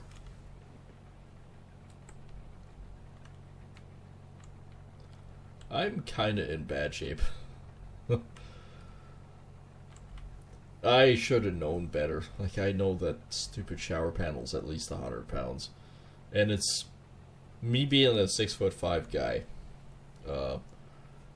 Yeah, I can reach 5 feet across, no issues. Being able to pick up 100 pounds and have that span is one thing. I did it, and it didn't feel bad, but I had to carry it across the bathroom, and this is a good-sized bathroom, and plunk it in place. And hold it up in place with one hand while reaching down. Okay, that's where I twinged it. Figured it out. Sure did. Yeah, no, I reached down and grabbed the screw gun. Actually, I grabbed the drill first. Drilled the pilot hole, and then grabbed the screw gun to put it in. And honestly, the shower system is great and all. The clips that they gave you to properly mount, you could say, air quotations, doesn't work. Or doesn't work according to what they say. So, I had a little problem with this. For one, the holes where these fancy-dancy little clips go into don't line up. Not even close.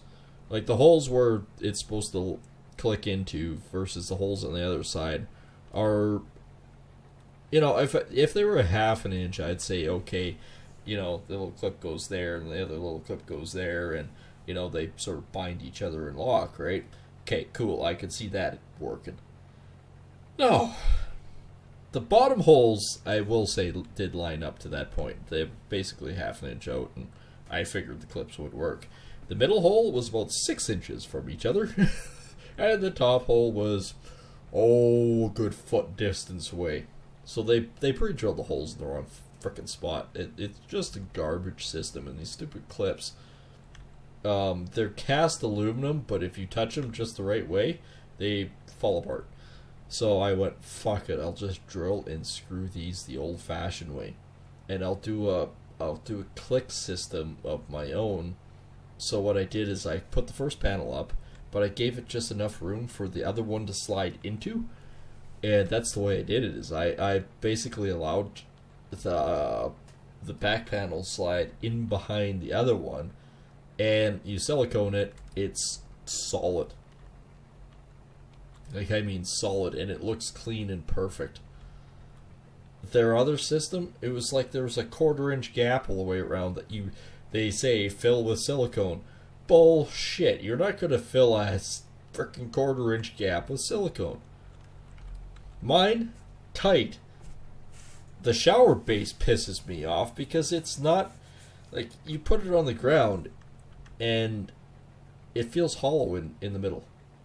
Like, you step on it and you go down and it feels hollow. But the base is solid. It's a shit system, and what pisses me off about this shit system is it's expensive shit system. And it pisses me off because there's nothing I can do about it. Like the old base that he had was harder than what this one is. It's soft. The foam is crap.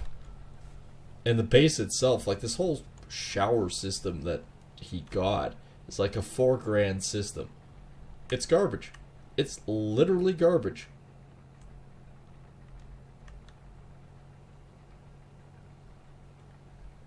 I could have, ideally in Whatnot, I could have probably built the entire system for about $3,000 and did a custom glass tile system.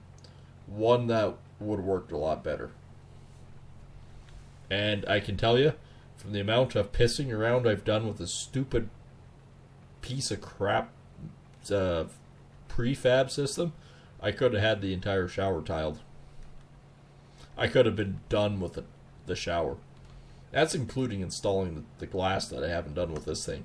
And I have no idea how it's going to fit together.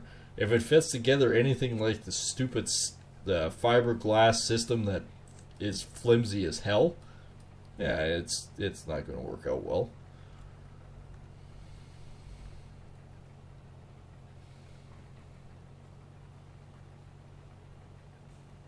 But in Canada, we're so limited on what we can actually get. There's like 2 systems for showers.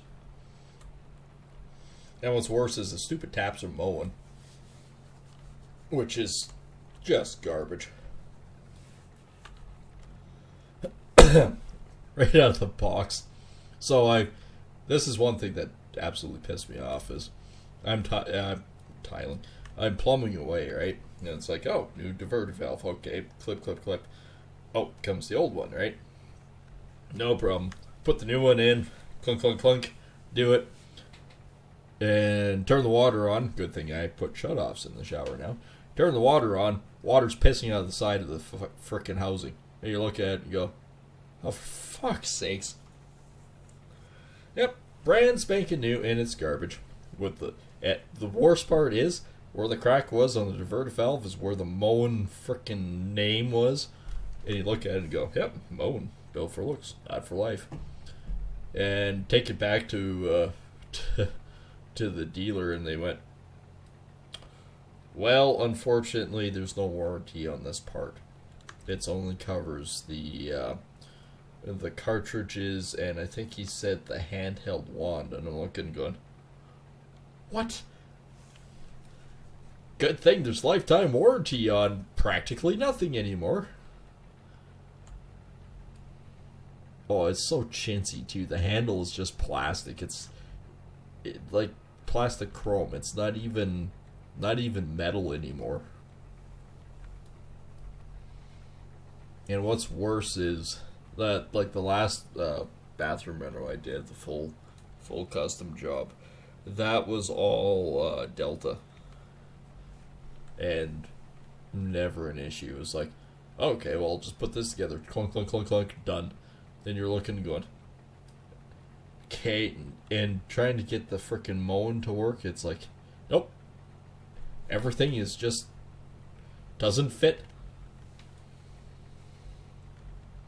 So, I had to use the old diverter valve again, because I wasn't going to pay the stupid, ridiculous price for a new one.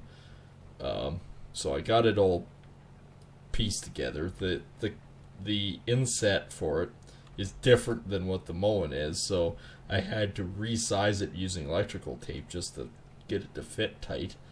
And I got the handle to work nice. Whoop. We're full. So I got the handle to finally work. So it's fine. It's gonna work. The frickin' pipe for your shower head, the one thread was stripped.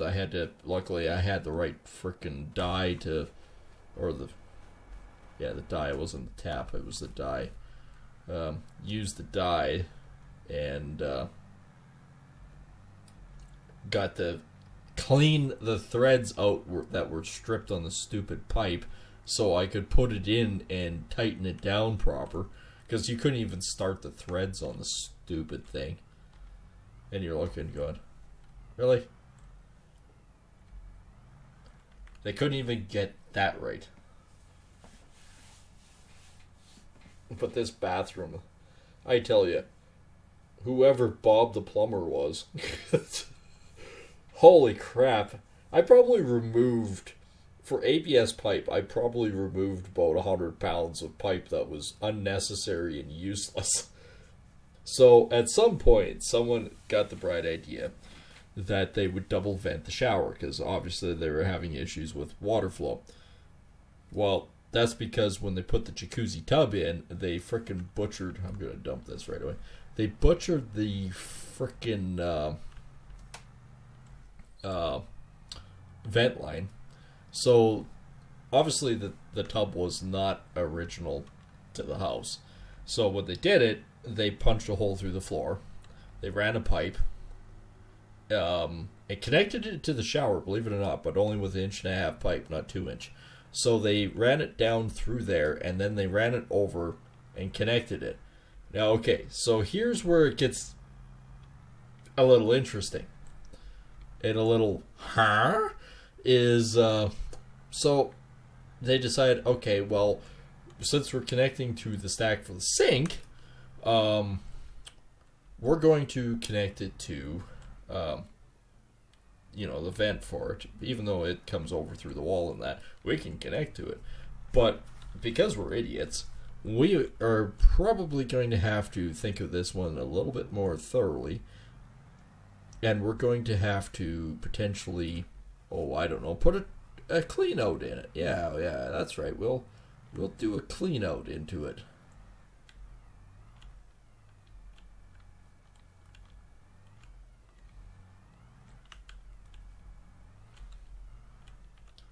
Alright, I gotta tag myself in a little closer here.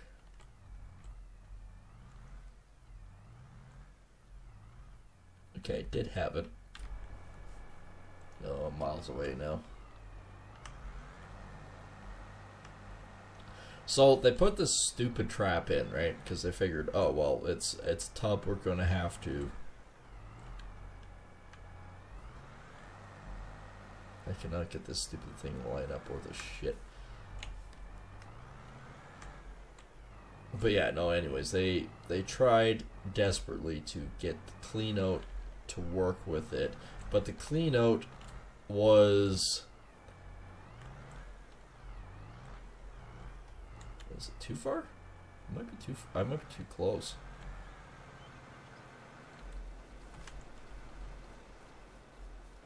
Okay, that's actually going in. Oh yeah, it's going in. So they had the clean out in there, but they had a short 90, like a tight 90. So no matter what, on 1.5 inch, you're not going to be able to get a scope or anything down inside there to clean out. But on the plus side, it was sloped towards the wall instead of sloped towards the shower. So I guess I mean it's easier to clean it out then. But they clearly thought, oh shit, because we fucked up on the slope, we'll put a trap in there. So coming off the tub, going towards the wall, not away from the wall where the other stack where it actually runs to is, they put a trap in the wall there, looped it down, brought it up into a clean out, and then they ran it up into the original stack that was for the sink, and I think there was another sink originally in there, and then they cut it, but they used the rubber sleeve over top of it, which is great, groovy, whatever. However, they didn't tighten it down, and clearly snow on the roof at one point hit the stack, which popped that loose. So I had to replace the insulation around said pipe, which was fine. I had enough of it from the other part. I had to remove all the drywall, all the insulation, and all that from that area because it was, well, leaking. Uh, oh, but it gets better than that. So they did that, and that part, which is yeah, whatever. But I had to fix all that, so I'm looking and going, okay, I can clearly see the drain going over. Huh. Okay, so I pop off. Well, I could pop off the freaking shower to it because they glued the insert, like the shower drain, into it, and normally shower drains are 2-inch. They're 2-inch ABS, standard stock. That's what they are. So you have a 2-inch drain because they got to handle the flow of water going through it. 1.5 doesn't work. Well, at some point, they had the same miraculous plumber that did the other work. Beautiful job. Decided to tackle this one because it clearly was leaking. All right. Hell, master plumber decided to glue the frickin' shower drain in because that'll stop the leak. Yeah, I had to cut it out. And then once I got the base out of there, it's a screw-in insert, right? And it's really simple. You put the rubber jobber on the bottom, and you tighten the top into it, so it squishes it down and creates a seal. Well, the rubber jobber onto the bottom part is fine. I don't do anything fucking with that. I just squish it tight. But what I do is on the inside, I put a little silicone around the edge. So it just squishes down and seals it tight. So then when water flows, it just drains away. No issues. So at some point, they went, okay, there's the 2-inch line. This isn't working. So they cut it there. They put a 2-inch to 1.5-inch reducer on it, and with a 1.5-inch drain, P-trap, and then they went from an 1.5-inch P-trap back to a 2-inch and connected to the line again. I'm looking at it going, this doesn't fucking work. Why would you go from 2-inch to 1.5-inch to 2-inch? Why? Yeah, I was completely baffled by the plumbing in this place. It's like, okay, anybody could go to like chapters, buy a plumbing book, and do a better job than these clowns did. And I hope this wasn't a professional plumber that did this, because holy crap. Like, I'm just a general contractor. I know the codes. Well, actually, I'm obligated. I have to know the codes to a certain degree to be able to do my job, right? So I can do plumbing. I can do your basic plumbing. I can do your basic electrical. It's all simple. It's just basic understanding of how things work. Not a problem. I can do that. I actually do it quite well. And I can troubleshoot doing it quite well. So it's not an issue for me. But for whatever reason, unless, I don't know, the plumber decided, okay, I've got a couple reducers and I got an 1.5-inch trap. I can make this work. The rest of us are going, what? You're doing what? You can't do that, dude. So I don't know if it ever frickin' drained right. And I know my drain works and doesn't leak because I had probably 5 gallons of toilet water that I dumped down there because I had to pull all the toilets when doing the flooring, right? So I kept dumping the vacuum cleaner down there. Haven't seen a drip yet. So obviously my plumbing. But the shower base of this stupid thing is actually slanted and crooked. You know how hard it is to slant and make the frickin' P-trap crooked to get everything mounted straight? Ugh. I know why they did it, because the floor is slanted so that it all drains into it. Yes, but yeah, it makes the plumbing a little difficult to get flat.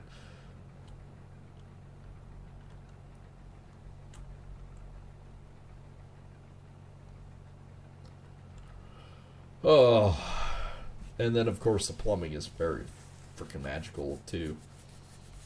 So clearly it was. I think it was an electrician that did the plumbing, because a good electrician will always spool up. Oh no, it can't be the electrician. I replaced some of the electrical in that place. It wasn't done right either.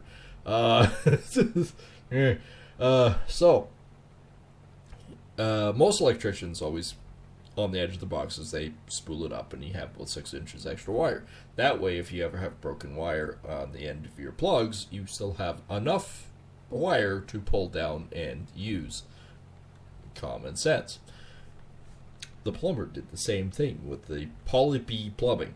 He has a loop of plumbing underneath the shower, which is great, except the cold line, which in the shower you don't use very much cold, mostly hot, was kinked, because hose doesn't work the same way as wire. You can't just spool an extra loop in there and expect it not to fucking kink. It did. So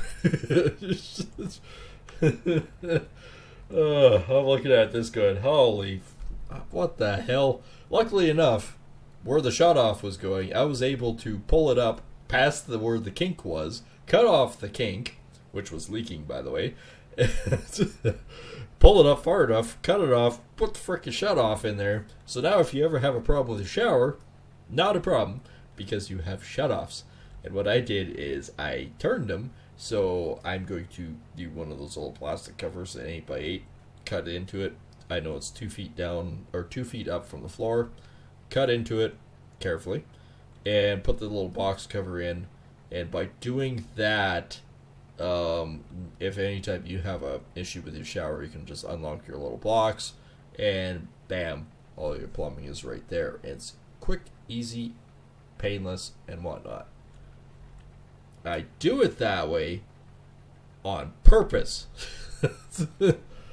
Every shower that I've ever done now, actually, and bathtubs, have shutoffs. Accessible shutoffs. That way, if you ever have a problem with your item, you don't have to shut off the whole house. You can actually just shut it off from there and go. So all your toilets have shutoffs, your sinks have shutoffs, your showers, your tubs, they all have shutoffs. That way, well, a couple of reasons. One, you don't ever have to turn off your whole house, and most people don't have manifolds in the basement, right? Most people have standard run 3/4 inch lines. So if you basically have your shutoffs underneath everything that is accessible, you shouldn't have a problem. That's the way I work. Now, if you have a really modern house and the plumber actually did his due diligence and did a good job, you don't have to worry about necessarily shutoffs, because you have shutoffs on a manifold in your basement, especially if you've run proper PEX lines, which I know a few plumbers that do this. That's why when they see my plumbing, they always look and go, "Hey man, you do a good job." Well, thanks. I appreciate that. So it was a plumbing nightmare. It really was. I probably spent 4 hours, 5 hours re-plumbing the whole place, which I had to.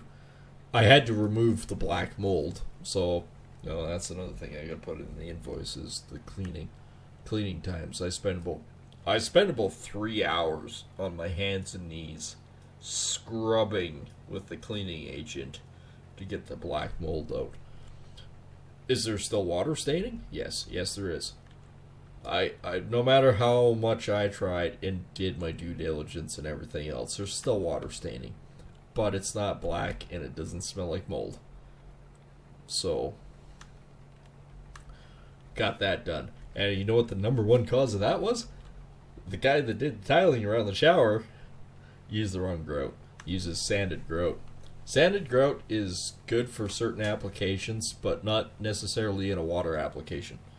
Sanded grout works really good on like your ceramics or a porous tile, because it bonds to it better. but not in a water area. And I say that because sanded grout allows water to flow through it. Now, there is a way around that, and that's by sealing your tiles. Basically sealing the grout.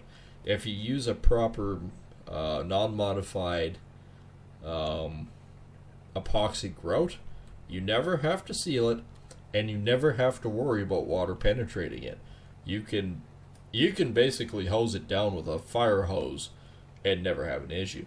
So just pre-warning out there. You always want to, if you're in a water application zone, say shower, bath, or even the floor on your front entryways, you always want to use a non-modified. Typically, don't necessarily have to use the epoxy stuff, but you should use a non-modified thin set or grout, just because it's more watertight. But I use the epoxy stuff because it's simple, it's easy to use. You gotta work like a fucking banshee though, because this stuff, like, don't. With a normal grout, you can basically throw the stuff on the whole entire bathroom, come back and you typically 15-20 minutes when set up enough, wash it off, and you're good to go. The epoxy stuff, you do 2 foot by 4 foot square of it, just do the grout lines, and wash it off immediately after you put it on, because otherwise it doesn't come off. It cures amazingly quick, but it's fantastic to work with. Like, honestly, it's fantastic to work with. You can't go wrong by it.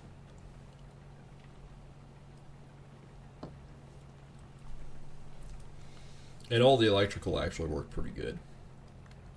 But that was another issue. Thinking about that now, that was another issue. That was another fun issue, actually. So, client says, I don't know if you can do this or not, but if you can we have another GFI plug above the sink? You know, if you can. And I said, yeah, no, that's the way I can do.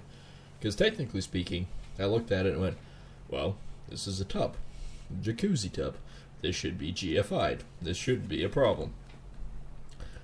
Right? Right. No issues, I thought.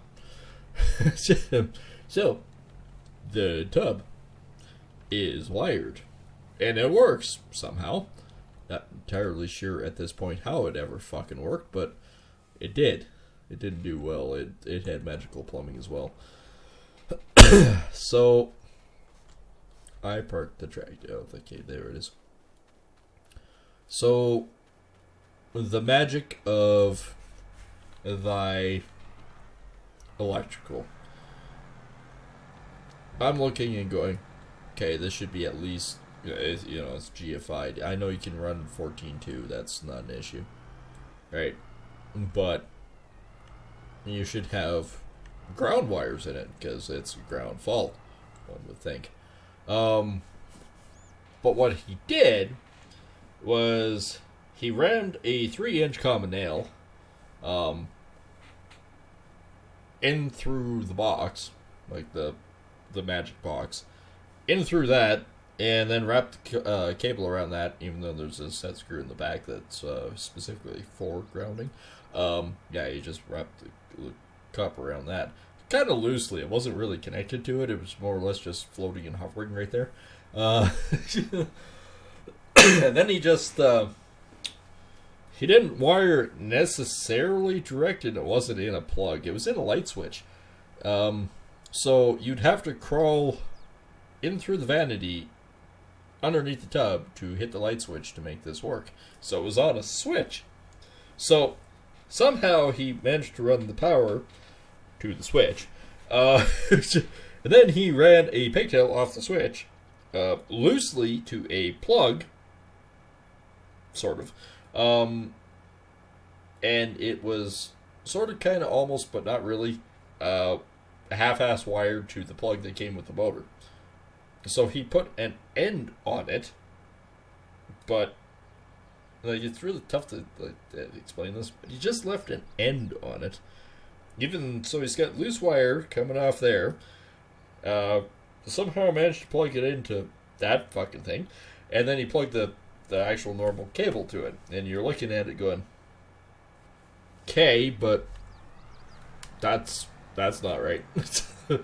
And you're questioning the whole sense of reality.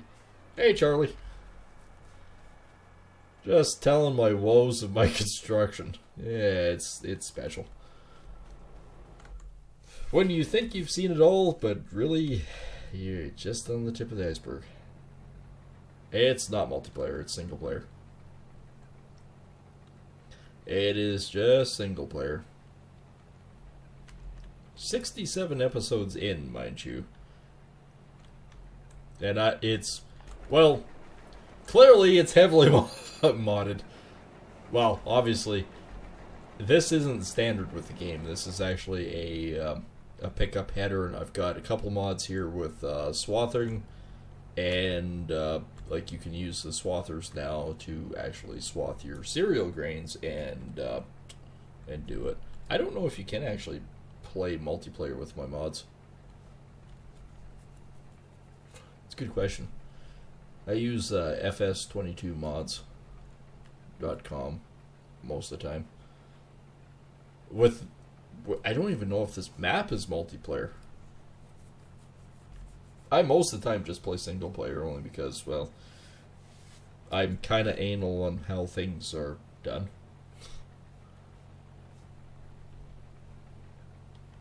And it's my good venting off thing.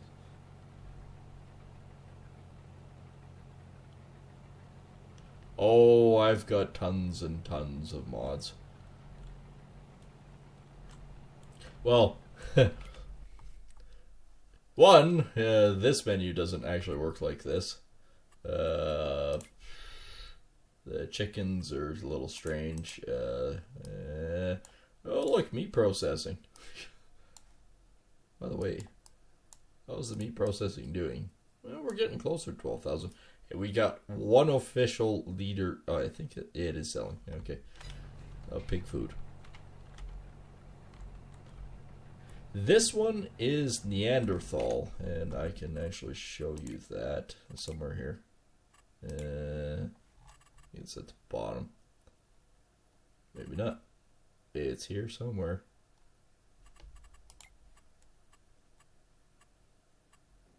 Ah, there it is. Crop calendar, Neanderthal.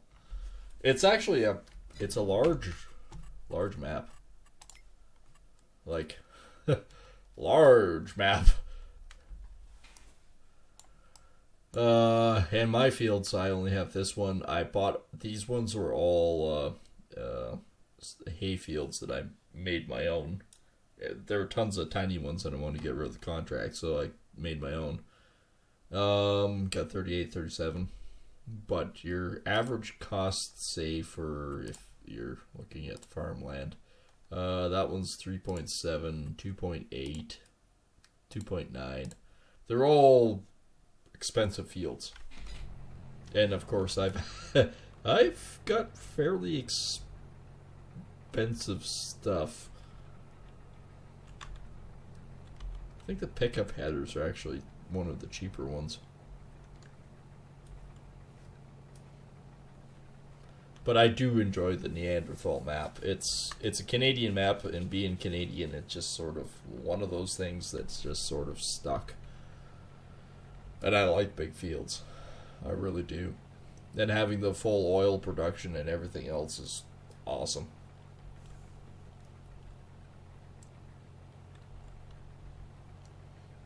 And I'm just about done combining this field.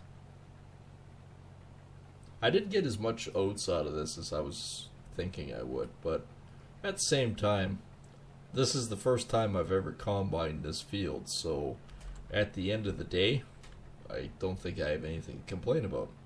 It's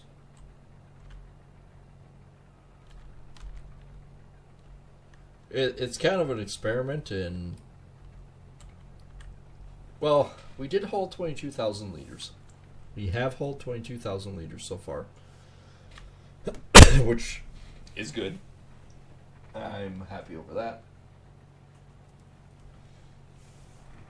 And being that we did get 22,000 so far. Plus, I think we had 71, 78,000. So we're sitting 280 and 20. Yeah, we're sitting at 100,000 liters of. That still boggles my mind. I have no idea what the hell liters actually works out to. Just that little chunk. I have no idea what liters actually works out to. We still run all of our equipment on bushels an acre. So how many bushels an acre you average? Last year was surprising. Like, we really were surprised on how things ran. Unfortunately, I didn't get an opportunity to go out and combine. This year, we're too busy as contracting.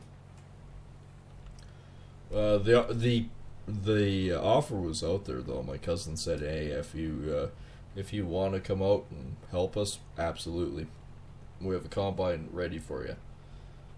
And I went, "Damn, don't have the time to do it." But I mean, that's how it goes. I had the work, so I might as well keep working. I miss it though. I really do. I did it for 6-7 years before that straight.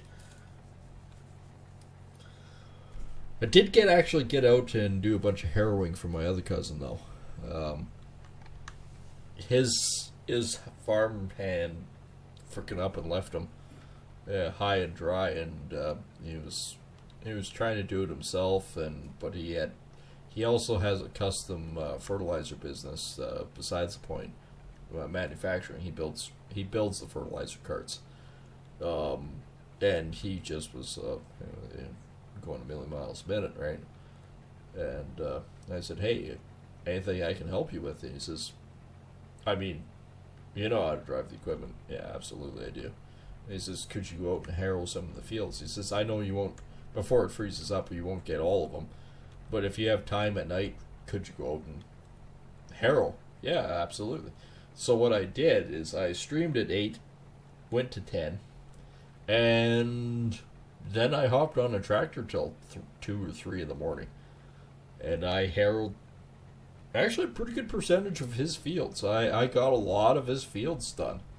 I think I only have, or before it froze up, or snowed, I should say. Never really did freeze up. I think I want to say I had only about 3 fields left of his, so maybe a section left. That's about it. I got most of them done.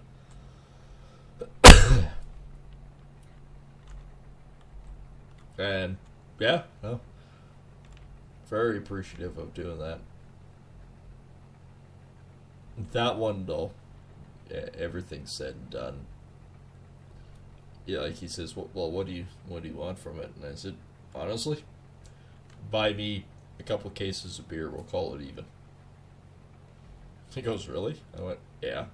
I said, "I'm not gonna charge you for the time that was in the tractor. Like, technically, yeah, I probably could have charged him, say even some dumb amount like $20 an hour or something like that, which I think is what he normally pays his farm hands." Yeah, and yeah, no, it's I don't find it fair. Charging someone an hourly rate to sit in a tractor or a combine is, I don't know. It's, to me, I don't feel right by doing it. It's, it's going to take X amount of time. Like, even if you're pushing it, you're doing your due diligence, say even harrowing, you're doing your due diligence, it's still going to take you 3-4 hours to do a harrow on a quarter section. That's just what it is.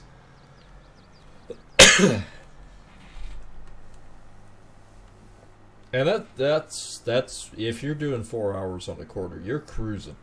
You are literally cruising. You couldn't do much more. But say 4 hours at 20, that's $80 for sitting in a tractor and doing some harrowing. So yeah, okay, you could be making $80 a night. Yeah, I don't know. I guess I could have, but a couple cases of beer worked out in the end anyways. And you know what? At the end of the day, it's still family. I don't feel comfortable, you know, the gouge and screw of the family. I don't like, I really don't. I don't like doing that. Would have probably been better for the books and for the company to have that extra income? Yeah, probably. But, I don't know. I guess I'm more old school.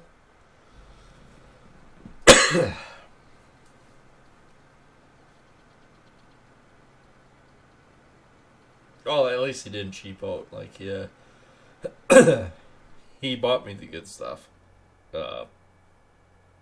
It was actually 2 cases of kokanee, but they were the 48 packs. I'm just gonna leave this set up like this for now. Never know if I get another oat field or anything. I can always just dump it in here.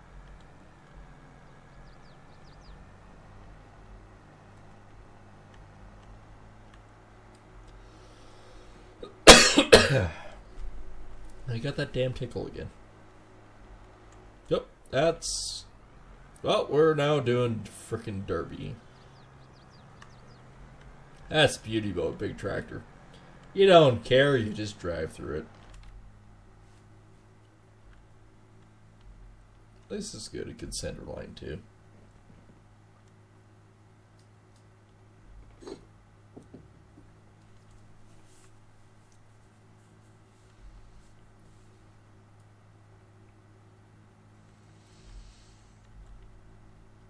Well, all things said and done. Like, I didn't get the opportunity to do any combining this year, like I said. But I did get out in the fields. I did do something. I did do some cultivating for him, too. There was one field. What the hell did he have now? I think it was beans. I think he had a bean field, and he said the harrows are good and all, but it doesn't break it up like it should. So I basically, like I said, well, what do you want me to do? Do you want me to cultivate it? And he says, yeah, if you could. And I said, yeah, no problem. I can go out and cultivate that. And I said, which one are you using? And he says, oh, you know, which one was it now? It wasn't the Lemkin.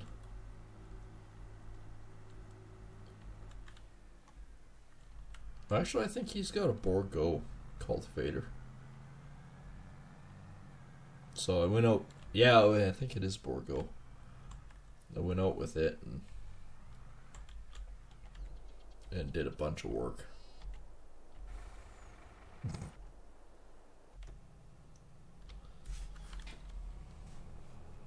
Time to haul this one back too. This one is all done. So yeah, went out and cultivated that. That was actually a half section. Yeah, it was. It's not like the harrows. The harrows are, well, the ones that we always use. They're 120 feet. You can fly with it, right? The cultivator, though, the cultivator takes a little bit more time. Probably due to the fact that it's actually a bit smaller. It's only his cultivator's only a 48 foot, so it definitely takes some time.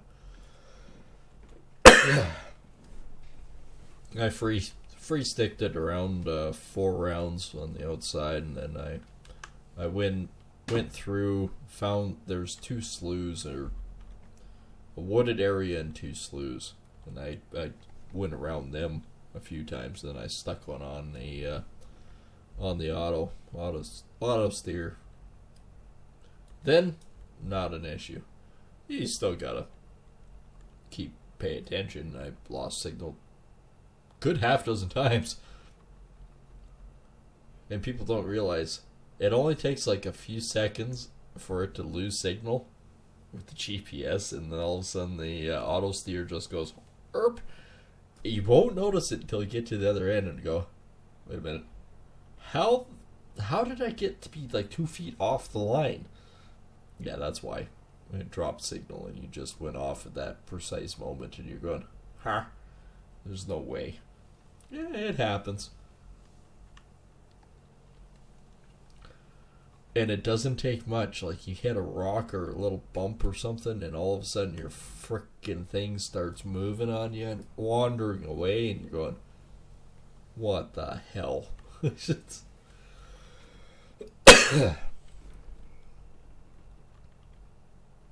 I need to maintain this thing.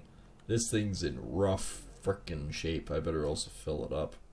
I think there's still fuel in this thing.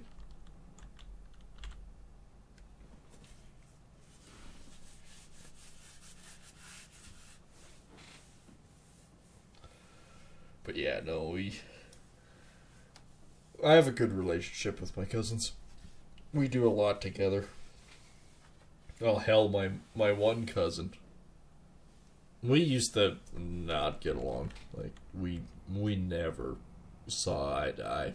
We fought each other most times, but I don't know, as we got older, it's just sort of best friends almost, right? And to the point where his kids call me uncle. I am not related to him like that at all, right? They're literally a cousin. So, that was expensive. $19,000 to fix my combine. But I mean, it needed to be done. It's unfortunate, but it needed to be done. I think I'm probably turning you off for now, too. Yeah, you're fine for maintenance. So, I'm back in the shitter. Yeah. 380. Oh, that's my 58,000. I read the wrong number.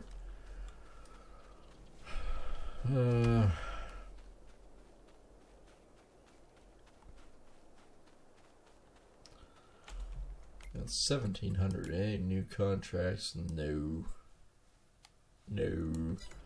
Alright. Let's grab the truck.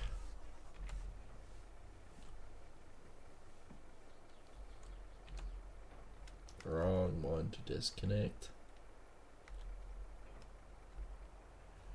There we go. Let's go grab that other trailer while I'm thinking of it. So, yeah, no, we have a much better relationship now than we used to. Like I said, his kids call me Unc, even though I'm not, but they've always known me to be around. His dad and I don't see eye to eye at all. We typically end up being in the swearing match. Which, whatever. I don't lose sleep over that. And actually, he doesn't have a good relationship with his dad either. I think that's actually what started the friendship off, is his issues with his dad and whatnot, and me with his dad and whatnot. And I stood up for him. A few years ago, I stood up for him.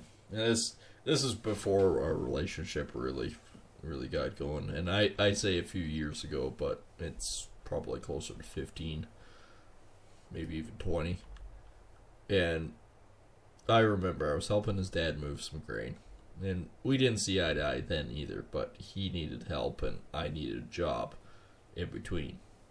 And he says, yeah, no problem. I appreciate you coming and helping despite our issues. Yeah, no problem. Hey, I mean, we're still family at the end of the day, and if you need help, I'll come and help. Even if you are a dink. But anyways, he was bitching, complaining that his kid was, my cousin was kind of useless, everything else, wouldn't come out and help us. yada yada yada, and he just kept hounding about it. And I'm going, well, yeah, okay, I can maybe see it. Yeah. Well, he finally comes out, and he looks like shit, and I'm looking at him going,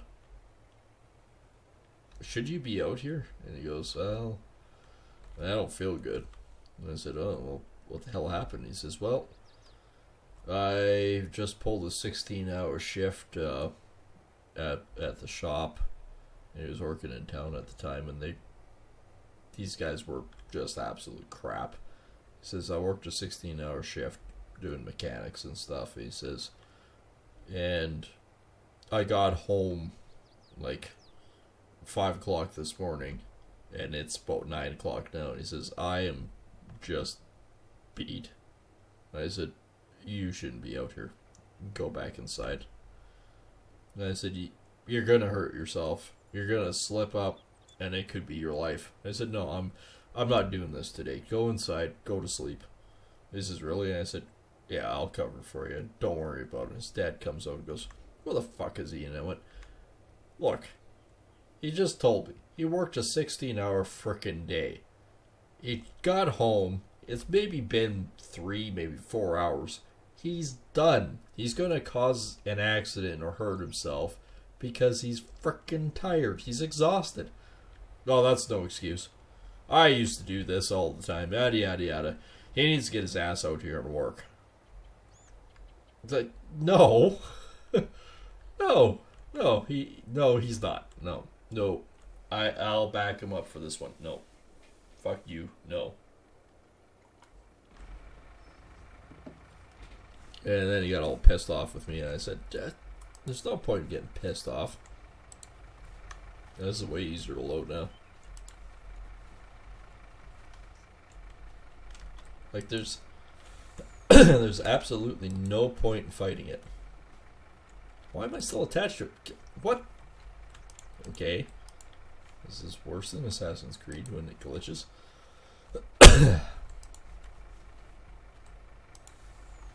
And he slept basically that whole day, and I came into his house about, I think it was probably 8 o'clock that night. He was just getting up, and he looked better then when he says, oh, I had to go today. And I went, well, I can't remember what all it was. It was like bin 6 through 8 cleaned out. Hauled. I think it did about 16, 17 loads. Varying grains from the first farm to the second farm. Because you couldn't, with the first farm, you couldn't get a Super B in there to load and do long hauls. So you had to do with just the tandem. I was smiling when I looked at it and went, yeah, I had to do it with the tandem. Then it was fine. I don't know. I might be able to get a few more in than that, but I don't know.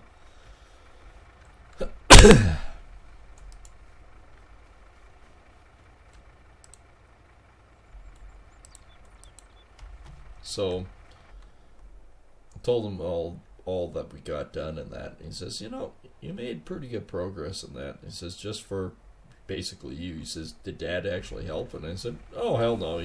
After he yelled at me for a while for letting you go back inside the house, I said, no, he just got pissed off, got in his truck, and left. And I said, but I knew what needed to be done, so I just did it. And he says, man, I do appreciate that. He says, whatever you want to charge us for helping, he says, let us know. He says, I'll pay you regardless of what Dad's issues are. And I said, I'm not worried about it. And he says, nah, it's still fair though. He says, you're out here busting your ass doing a job that he was supposed to help you with, and he told you what to do, so.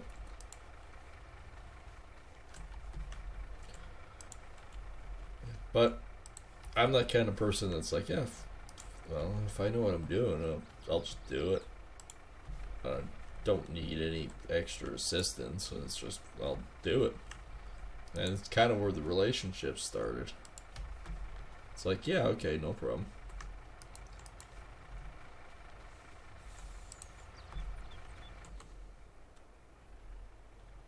I'm finishing the 4 rows over here.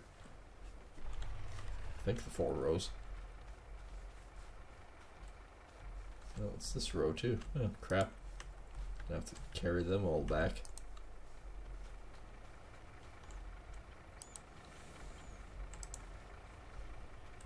It is easier loading.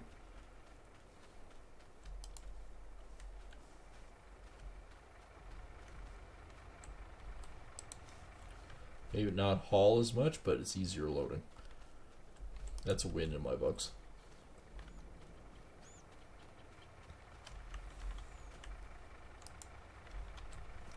I mean, there's quite a few bales in here, but I think I can actually load up a lot more.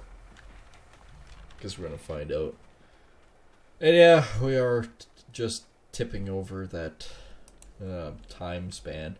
We are, I think I can actually live long enough tonight to do some Satisfactory again too. And then of course tomorrow afternoon we might try and do a stream, and then tomorrow night we'll do Assassin's Creed again. So I'm not sure what we're planning on doing. If it's more Satisfactory, maybe I do a little bit of Stranded Alien Dawn, maybe a little bit of a new one. Or the other thing we could do is maybe you tip on and do a stream of Baldur's Gate. I know I want to redo it since they have updated it quite dramatically, so maybe pick it up as a new character and as a revisal and go through it again. I kind of want to try it again, since I've heard a lot of people say they've done major updates to it. So I do wanna take a closer look at it, because I love D&D.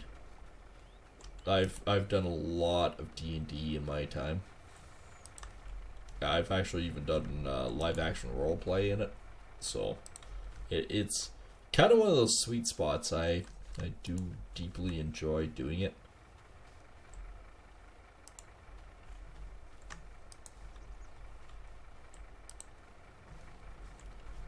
This truck is filling up a lot more than what the tandem does, which is surprising.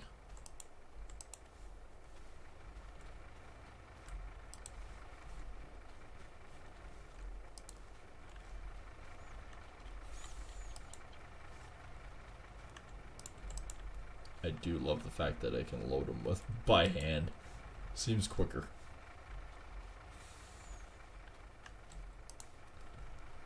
Well, we are filling up.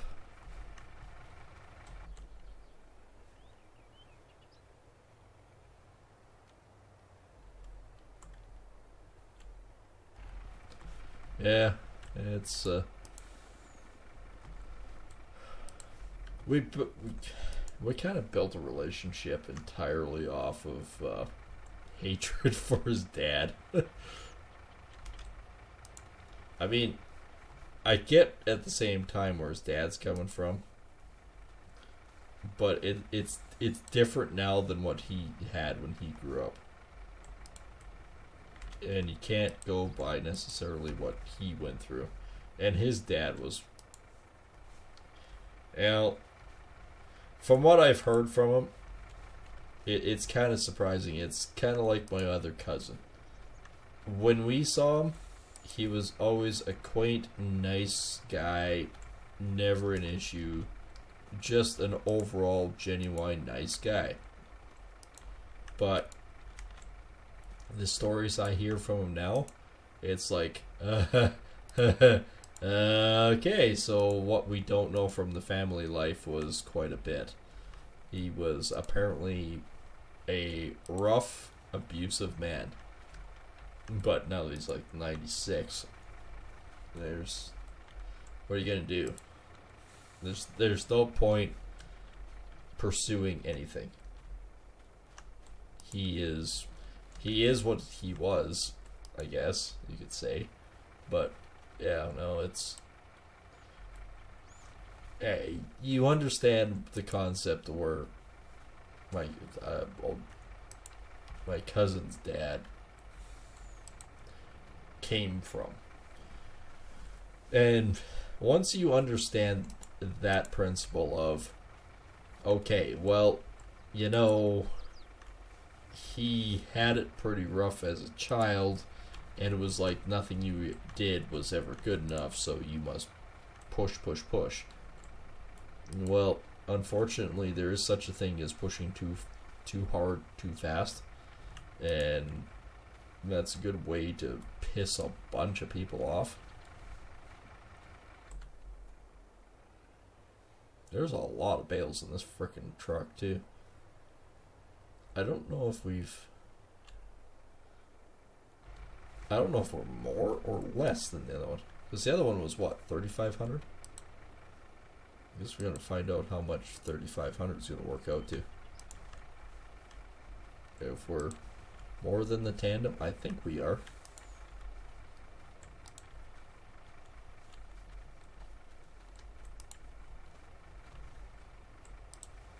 And I want to do this before I log off just because, well, I'm curious. We know what we're going to be doing next time. I have a tickle coming. I have a tickle coming. Oh! Ow. When you have a bad back, sneezing hurts a lot. That sucks.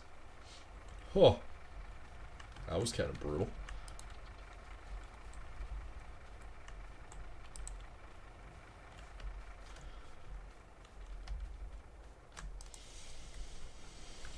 Oh, got another one. Oh! Oh. I know I did it to myself. Not the sneezing. Do I have another one? Possibly.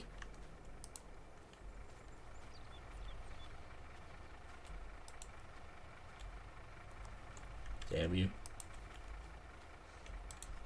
Can't you see I'm sniffing over here?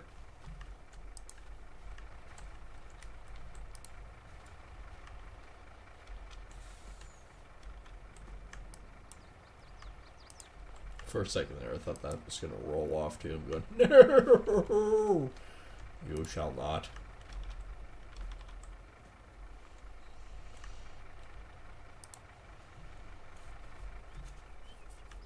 I did actually get quite a bit in here. I can't tell if this is quite halfway.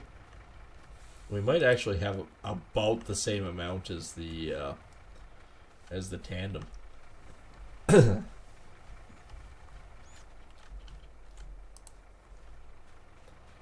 we're going to find out real quick how many we actually have.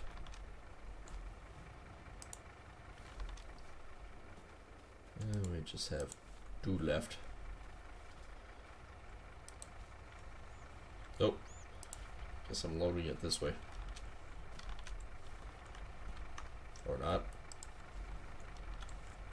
Or not.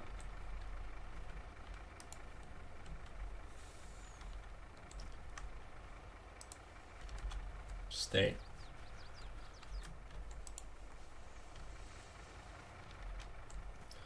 Yeah, it really is the difference. You think because around other people they're super nice, super quaint, just genuine good people. Then all of a sudden you see what their family life is like, and then all of a sudden you start figuring it out and going, oh, you didn't know him like I did. Oh, clearly not. Like, I wouldn't say my elder cousin was abusive, physically abusive man, but mentally and verbal? Holy crap. Although, I don't know. I can't say anything. I wasn't there. I can't say how he actually did around people. He might have been physically abusive. I don't know. I wasn't around then.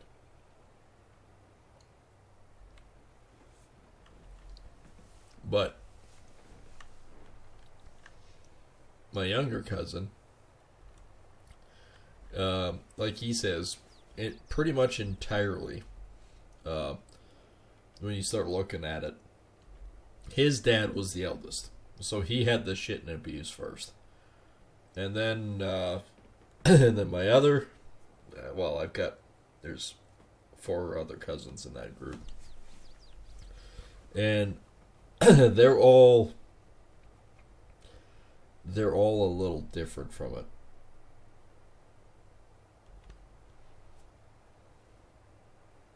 They're the second oldest wants nothing to do with the family. Understandable. I get where he's coming from. The third oldest has mental issues. Like, I mean, severe mental trauma. So, okay, that plays into part with old Pops was a little bit of a verbal abusive guy. And the baby of the bunch, that, from what I've heard, has had his fair share of issues too.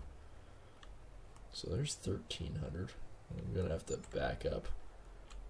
There's 1,800. This is a little bit trickier to get in here.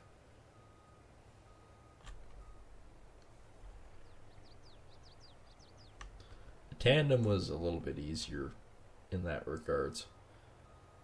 So we're at 1,800 so far.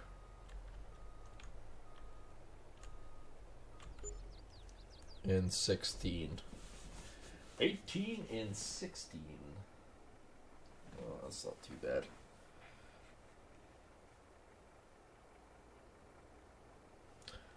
$3,400. I think it was a little bit more than a tandem. Possibly. Anyways, I'm going to go feed the cat and have a snack.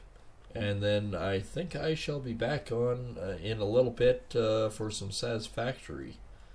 And see where we go from there. Have a few more chats and whatnot. And we'll just play it by ear and see where we go. Anyways, I hope you guys have enjoyed watching the farming sim tonight. It's good to be back for 2 days, and then we gotta get this job done, so we can move on to the next one. So yeah, hope you guys have enjoyed. If you have, and you're new here and you haven't subscribed already, hit the subscribe button. Of course, you can do that underneath the video and the Huscarl in the bottom right corner. He's into head cheese for some reason, so he smells really bad. Smack him upside the head, hit that button, and he will go away. And of course, the likes, the share to all your friends and family, as it does help us grow. And hit that notification bell so you know when we go live and new content comes out. And we will see everyone